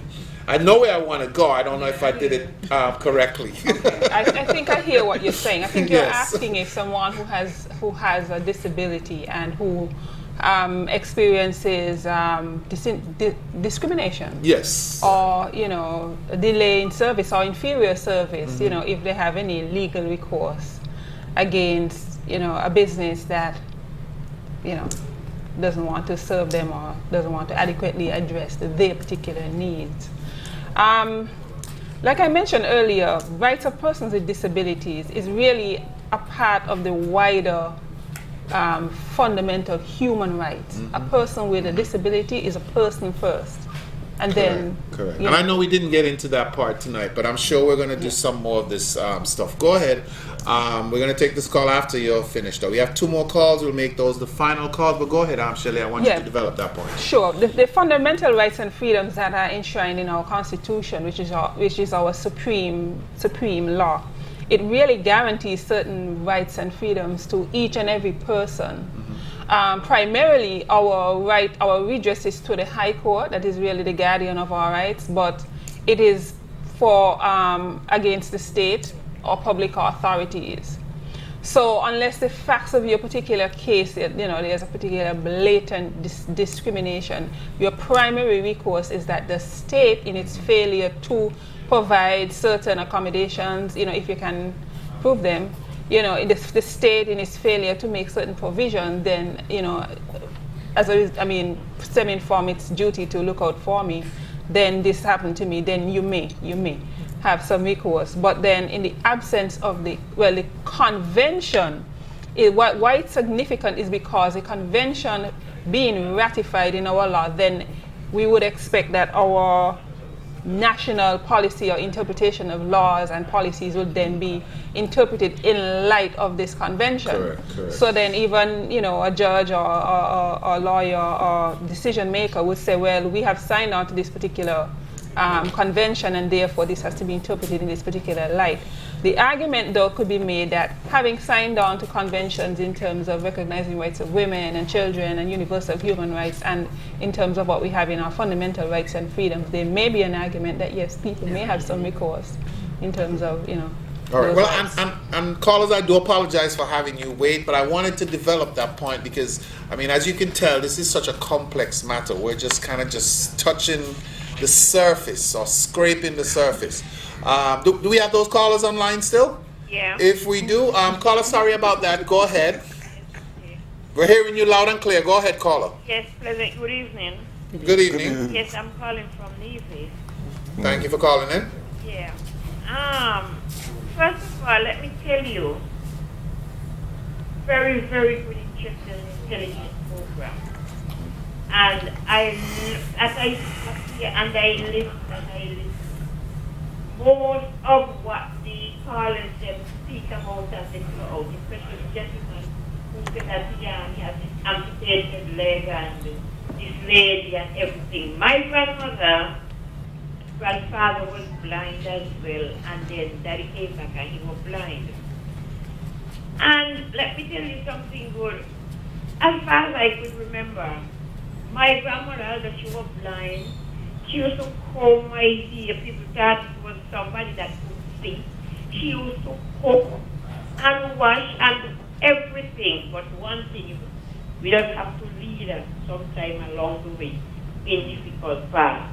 And I don't know if you all have a school down there or a place where the blind people make, but we have a blind school up here still going on. And they used to do some wonderful craft from it. And people, we don't go there, we don't buy like the mat and everything. He had a constable, or down here, Constable Maloney. His father was blind before he went to the post. And he used to let his father lead his father up and down, sell mat and do other things. So he has passed now. And if you see the craft that these people made, they teach people who can see, and you think, well, there's a machine or factory or something. Sorry, but it does be well fitted, different kind of craft, and it does be well good. And you have every Wednesday up here in the different communities, at the community center, we have a program for the elderly people, and they do craft as well. They teach you how to do all kind of different cross stitch and embroidery and all those things. So being blind or disabled, and as Sister I would say, some people take it as a coward, but it doesn't make it as a coward, because for instance, look at Fanny Crosby, look at the fellow in the state that artist that Stevie Wonder. Yeah, and then looking at Stevie Wonder to see how I can perform myself. I just really sit down many a times, enjoy seeing his program, and I just really wanted to know if he's blind, how we get to know his notes, do his piano and everything, sing and compose. I really wanted to know. So these blind people, they really have a lot of talent, and they just bring out a lot of love inside what they have. And so it's when you come back, and if you really go and sit with them or have a talk with them, you get a lot of background and a lot of history from them. So we need to pay more attention, and we need to be more closer to them, because in the long run, we might look foolish, but it's very, very educational, and it's very, very important. Okay. So have a pleasant good evening, and continue to listen to the program, and it's a very good, important program, and things like these are very interesting. All the best. Good night. Thanks. Thank you very much for our caller there from Nevis. Is that it for our calls? Okay, we got two more calls, so we're going to take those calls, and then we're going to wrap up. Good evening, caller. Welcome to the round table. Hello. Okay. Yes. Go ahead, caller. We're hearing you. Oh, okay. Good night, Mr. Mills and the whole panel. Mr. Mills, I used a little thing there. I disappointed you with a little part. When you say people chained to take out catheter, is not everybody chained to take out catheter? You got a catheter straight into your tube, into your belly, into your bladder. How are you going to chain to take out that? So you must back up right thing. Do not talk about you chain to take out. You could take out your condom, but when a one man got it straight into his bladder, he can't take it out, he got to go to the hospital. So don't leave people the wrong way, please. And the second part, I'm talking about building alone in town. What to all these churches were doing in put up a ramp for week? Churches need to look into it though. And every village in St. Kitts got in nearly 10 churches. And not one of them got a ramp where you went to church. You forget about the church? Well, I think caller though. I think we're talking about St. Kitts Nevis in general, Well, not necessarily Bastia. Not necessarily Bastia, but we No, do. but he's talking about business, just the business sector in Bastia. Correct. Well, we have businesses all over the country now. I mean, And then the next point I want to hit on. Majority of these business space, like they super rate them. Especially Hartford. You're spending your hard-earned money in Hartford. You go up Parliament, you want to use a bathroom, they tell you go upstairs. So you go upstairs in a wheelchair. Not one bathroom downstairs. You need to look at these things. All right. Well, that's my little input for tonight. All right. Well, thank you, caller. And we would have wished that you didn't. Mention the name of Hartford, since they're one of our strong supporters here at ZIZ. I think this is a nationwide issue, and that's the reason why this program was brought to the fore tonight. So we're going to take the final call. Okay, go ahead, caller. No, we don't have a call. Okay, so we had our final call. What we're going to do is we're going to take a break, hear from us. We're going to come back and we're going to wrap this program up. Maybe the first of many editions on disability. So let's take a break. We'll be right back.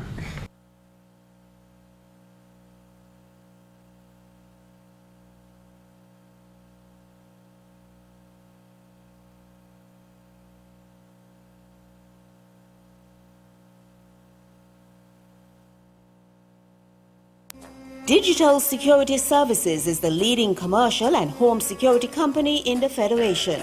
They provide 24-hour monitoring and response to your emergency situations. Our services include surveillance and fire alarm systems and access control. We offer design, installation, monitoring, maintenance, and upgrade of our systems. Our certified and professionally trained technicians can customize your system to suit your specific needs. Contact us today for further information, consultation, or demonstration of our products and services. Telephone 466-4949 or email us at info@digitalsecurityskb.com. Explore the history of St. Kitts with a visit to the Brimstone Hill Fortress National Park. This 42-acre complex of fortifications has been designated a UNESCO World Heritage Site. Upon entering the fortress, you can choose to visit the gift shop and orientation center, where you can purchase unique, high-quality items at duty-free prices. Or you can look in on the Fort George Museum, which boasts a collection of military and other exhibits unrivaled in the Eastern Caribbean. The breathtaking view of Brimstone Hill includes the mountain range and a view of several other islands on a clear day and of the Sandy Point Bay that the fortress once defended. Visit us and really experience the history of St. Kitts. This venue will also lend an indescribable ambience to your wedding or banquet.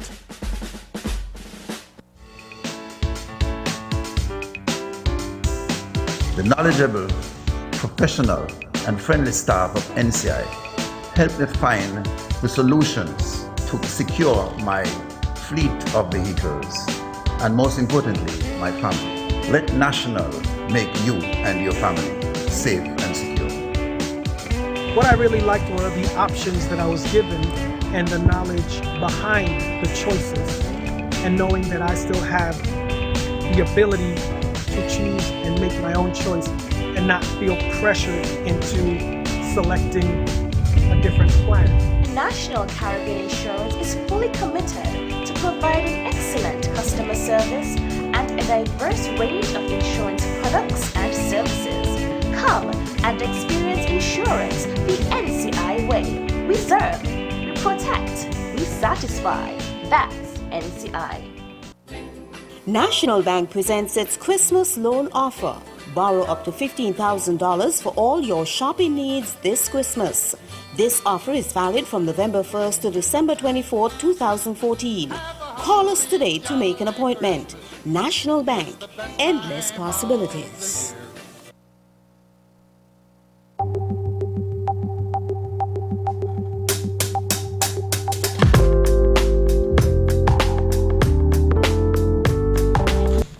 All right, welcome back to the round table.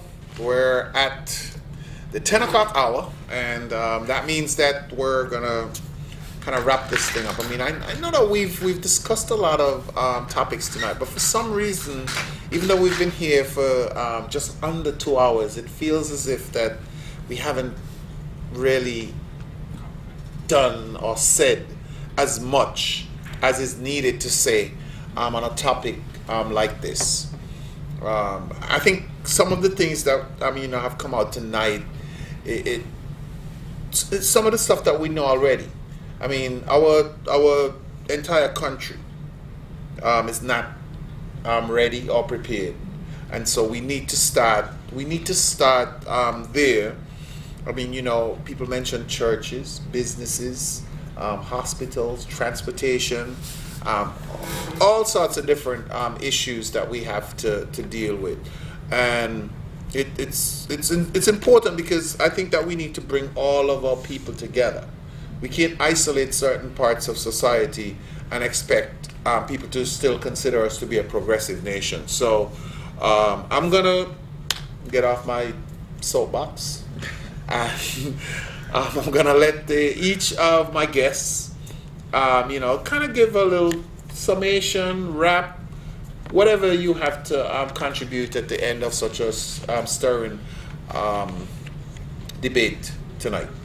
We're gonna start with, how about Mr. Bowen? We haven't heard from you for a while. So. Yes, yeah, because there's a couple of things that I would have liked to discuss, but time. Anyway, I would just like to say thanks to ZIZ Radio and Television for allowing me the opportunity to come here tonight and to discuss matters pertaining to persons with disability. I think we had a wonderful discussion. A lot of things came out from the discussion tonight, and I know, myself and Mr. Mills, we're going to be going back to the drawing board and try to come up with some sort of policy. And I know in terms of the ministry, Zella and her other staff, they are also going to come and try to assist. We also want to get the private sector on board because we don't want to leave everything to the government. We want both the private sector and the government to play a major part in the development of persons with disability. Some of to eliminate some of the problems that we are still encountering. In terms of awareness, I would like to say that I think St. Kitts has come a long way because myself and the late Joan Moses and now myself and Mr. Mills, we've been doing some tremendous work in terms of awareness. We've been going on the radio stations. We had a program at another radio station. It used to be weekly. We were giving out information. People were very satisfied. The responses to receive on the streets from the people. It was a very good program.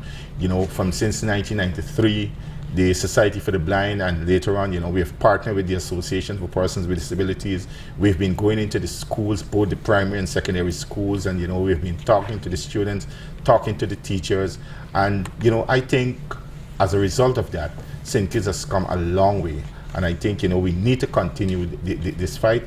And as I said earlier, we need to get this national, the umbrella body, we want the effort to speed up so that, we could go there and speak with one voice and continue what we've been doing to make persons with disability a little bit more comfort. I just want to leave this with you. I just want people to know that, in terms of the St. Kitts Society for the Blind, is that we want them to know that, blindness is just a disability. It's not an inability. Good night. Thank you very much, Mr. Bowen. And you talk about the, strides that we've made in St. Kitts, of course, as recently as the CPL games back in August. A ramp was built at Warner Park where, disabled persons were able to now have their own specific area to watch the games, as opposed to having to be mixed up and in with the crowd. So some progress that we've seen. Shelley? Well, I want to say thank you to ZIZ and to the president, Anthony Mills, of the association, the St. Kitts Nevis Association of Persons with Disabilities, for affording me an opportunity to come on and talk a bit about rights of persons living with disabilities. I'm a lawyer by profession. I also, as I said, I consider myself a friend of the association, and so I was honored to come on and assist. What we've recognized is that we reaffirm that persons with disabilities are persons and they're human beings and they have human rights. And so we want to raise awareness in our community that our, family members, brothers and sisters living among us, church members who have disabilities are vital and important parts of our community, and so they cannot be shut out of the national discourse. This is a good time for us to raise an awareness of their needs and some of the ways that we can change our attitudes and make accommodations for this particular segment of our society to contribute to have a role, have a voice in the national development. And so one of the things I said is very important is awareness, is information, knowing how much of us are there, what's the sector, what the disabilities are. So going forward, we can allocate resources properly and effectively. And so I'm honored to be part of a forum such as this, and I look forward to continuing to work with the association. Thank you. Thank you very much, Shelley. A sterling contribution tonight, not only from a legal perspective, but just from a general perspective as well, and as a friend of the association. Azilla, we're going to hear from you next. Certainly. I would also like to lend my thanks to the association and ZIZ for hosting this panel discussion.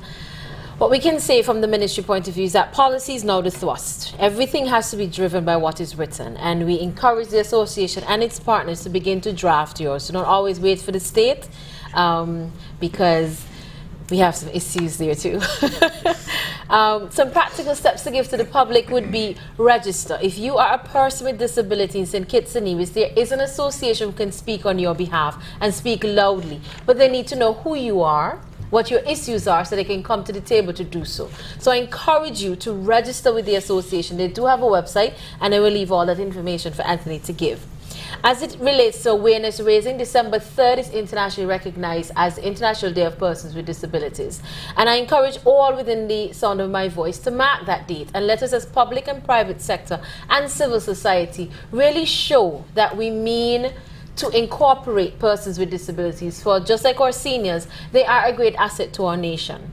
And as in relation to raising the profile, I will again challenge the media houses and the private sector to profile a person with disability on your website every month. Because as we heard from Earl Clark and others, they have done revolutionary work. And to think that their legacy ends with their physical disability is a tragedy. I always tell persons in my job, my greatest regret is that we do not have the resources to document all the centenarians, because there is nothing like spending time with a senior citizen.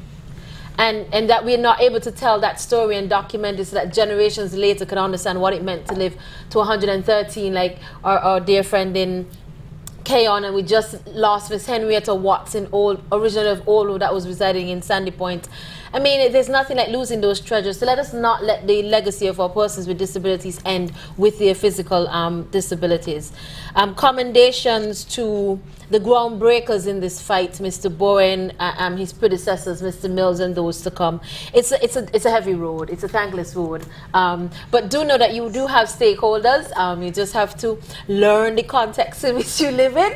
That 5 years everything changes, or something changes. So every 5 years, just reintroduce it again. And with partners in the media sector, they will always remain, your voice will always resonate. To ZIZ, thank you so very much for starting the discussion. We look forward to it continuing. It's always said that a society is judged not by how we treat the best of us, but how we treat those that have no voice. And I hope that for St. Kitts and Nevis as Christians, we will be able to say that we took care of the less fortunate. To Mr. O'Gara's CPL example, yes, CPL built the ramp, and that's I would use this to show just how policy and thing. They built the ramp, but do you know how Kittians treated the people? Yes, we heard stories. We could make every law and policy. It depends on the people to make it happen. Correct. And so Mr. Mills can tell you his experience, but it shows you that they're right-thinking persons there to do the good thing, but we need a bigger society. So again, disability can happen to any of us. So please, let us make actions. Let us do things that are able then to show how we would like to live. Good night, and I trust that you've been blessed by the presentation. Okay, and you said that we need to write the stuff, so Yes. I was writing all the way through your speech. Thank you again, Mozilla. No. Always inspiring when you talk. We're going to go to Mr. Anthony Mills, who started the whole discussion about having this round table tonight, and I appreciated your persistence. I know we had to push it back, one particular time, but we're here, and we're here to stay. I want to, let you guys know that you have our full support, but it's not my turn, it's yours. Okay. I want to thank you, ZIZ, for agreeing to have this show. I want to thank you, Mr. Garrow, for actually agreeing, because, you see, disability is a subject that a lot of people don't seem to want to talk about. It's a conversation that is almost like pulling wisdom to when you try to have that conversation with people, right? But as we look around our community, I'm hoping that this show wouldn't be just another thing where, or a one-off opportunity. Exactly. But at the end, no, we would begin to see some semblance of change. At least the national conversation would change. And people would begin to realize that people with disability are first people. And if you look at us as people first, then you would begin to treat us as more like people. Because our association have a training program that is ongoing right now. We teach people graphics design and Microsoft Office. And one of my biggest fears is at the end of the training, then these people go back to sitting at home. You see, and that as is opposed to being gainfully employed. Exactly. And that is a question I ask all the time. Because what do we do when we finish training these people? Are they going to be sitting at home, or are they going to be earning a living somewhere? And I cannot end without drawing attention to something that I see every day on my way to and from work. Now, when they build the St. John Payne Annex, they put a ramp there in the sidewalk so that people could go in and out. But That's every the day, Social Security building you're talking about, every day as I pass there, there's a vehicle parked right blocking the ramp. In the morning when I'm going to work, and in the afternoon when I'm coming from work, there's somebody's vehicle parked blocking the ramp. And I keep telling people, when a person with a disability has to use a ramp and you park on it, and then I have to wait for you to go look for who the driver is to come and go back. No, a whole lot of things can happen. If I'm in the building, there could be an emergency, and then I can't get out until I find some. So these are things that I think that we need to look at. I know there's very few people that would disagree with anything that we say here tonight. But at the same time, most of the people is not going to reach out their hand to try to do something to change the situation. And that's where we have to begin to make the headway. We have to begin to get people to realize that it's all well that you agree with us that what we say, that these things need to happen. But you have got to do your little part also. Because, as Zilla was right, the government can write all the policies they want. But these policies have to be implemented somehow, and the people in the communities have to own them. And until we begin to get the families of the people with disabilities to stop locking them in the back room, I think it's you was telling the story the other day. Somebody was talking to me about a person with a disability, and they was like, I is the only person who does go back there and look for them. And I'm like, in my mind, well, that you may feel that is your good deed you're doing, that you go back there, and you look for them. But they shouldn't be back there. Correct. You see, they should be out here with everybody else. So you wouldn't have to feel like, well, you're doing this big favor by going back there and looking for them. And these are the things that I hope that we would leave here, and people would begin to realize that. And yes, we need to do a lot more awareness campaigning as our organization. Yes, there's a whole lot that we can do as an organization. The government has its part to do, the private sector has its part to do. And, because Cantus didn't wait for the government to revise the building codes for them to put a ramp in there. Lime didn't. We wrote Lime 2 letters and asking them to put a ramp. And Mr. Lake met me one day. He said, when we're doing our renovations, we'll put in the ramp. And they did. So I'm saying businesses can take the initiative to do it. I even tell one guy at a time, he was telling me how good he think the work we do, and yes, these things need to do it. But he's a business owner, and his business does not have a ramp on it. So if you agree with what we say, and you know that is the right thing, and you know these things need to be done, then take the initiative and go do it. Make the people in your community that you live in with the disability be a part of that community, because that's the whole thing, is disability and the community. If Green Valley has festival, make sure the people in Green Valley who have disability can come out and enjoy the shows. Make sure that when Black Sun is happening, the people in that community can come out and enjoy the shows. If there's lectures going on around, people with disability want to know about all the different things that happening too. So make the places accessible. I mean, they did that in the park, but there's something at the park that I need to talk to the people who run the park about. There's a bathroom that was built for people with disability with the door swinging the wrong way. You see, so that's all they need to do, swing the door the opposite direction, and it would work. And that is why we usually say, well, when it comes to disability, you shouldn't do stuff unless you consult us. Nothing about us without us is what we say. Because we know best what works for us. And we can tell you what best what works for us. It's the same mistake was made on Sandown Road when they did the drainage. The sidewalks, I still can't ride the sidewalks from one end of Sandown Road to the next. I still have to ride in the street. Because when they was making the ramp, somebody thought it was a good idea to make a ramp and then drop it off 4 inches. And it don't work like that. No. You know. So these are the things that if we look at them, if we look at disability and stop looking at it as a separate issue and just a part of the whole development, everything we do in the development of the country, remember, the people with the disability is part of that 50,000 people population. So if we go and put up a new building, you make it accessible. New technology, you make it accessible. So it would become a part of us. The education system, the private sector, the public sector, all of us will work together. But it has to start in the community. It has to start with the families. Families of people with disability have to begin to look at that person. And you could see it in the families where there's 2 students, and one in the mainstream school and one in the special education unit. And you could see just how the families viewed these 2. Well, we don't expect much from this one over here. So we'll put all the resources into the after school classes and the tutors if the student is falling behind a little bit. But we don't do that for the student with the disability.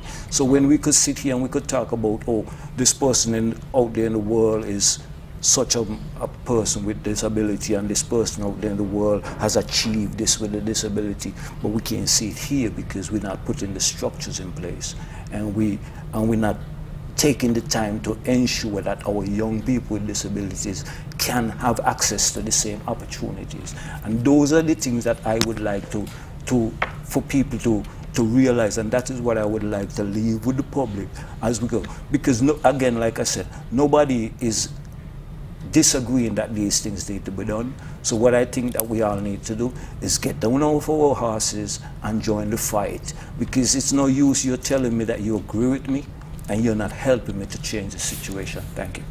All right, Mr. Mills, thank you very much. And I don't know if there's much more that I could say other than thanks to our sponsors again. I want to thank also to the listeners and viewers for joining us on another successful edition of the Round Table, ensuring that persons with disabilities are seen as part of our expanding economy is a common sense position.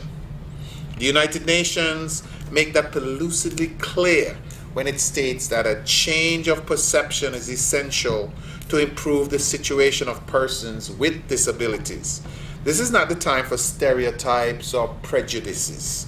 Instead, we should be promoting the awareness of the capabilities of persons with disabilities. Next week, we will tackle diabetes. Thanks for staying with us. Have a good evening.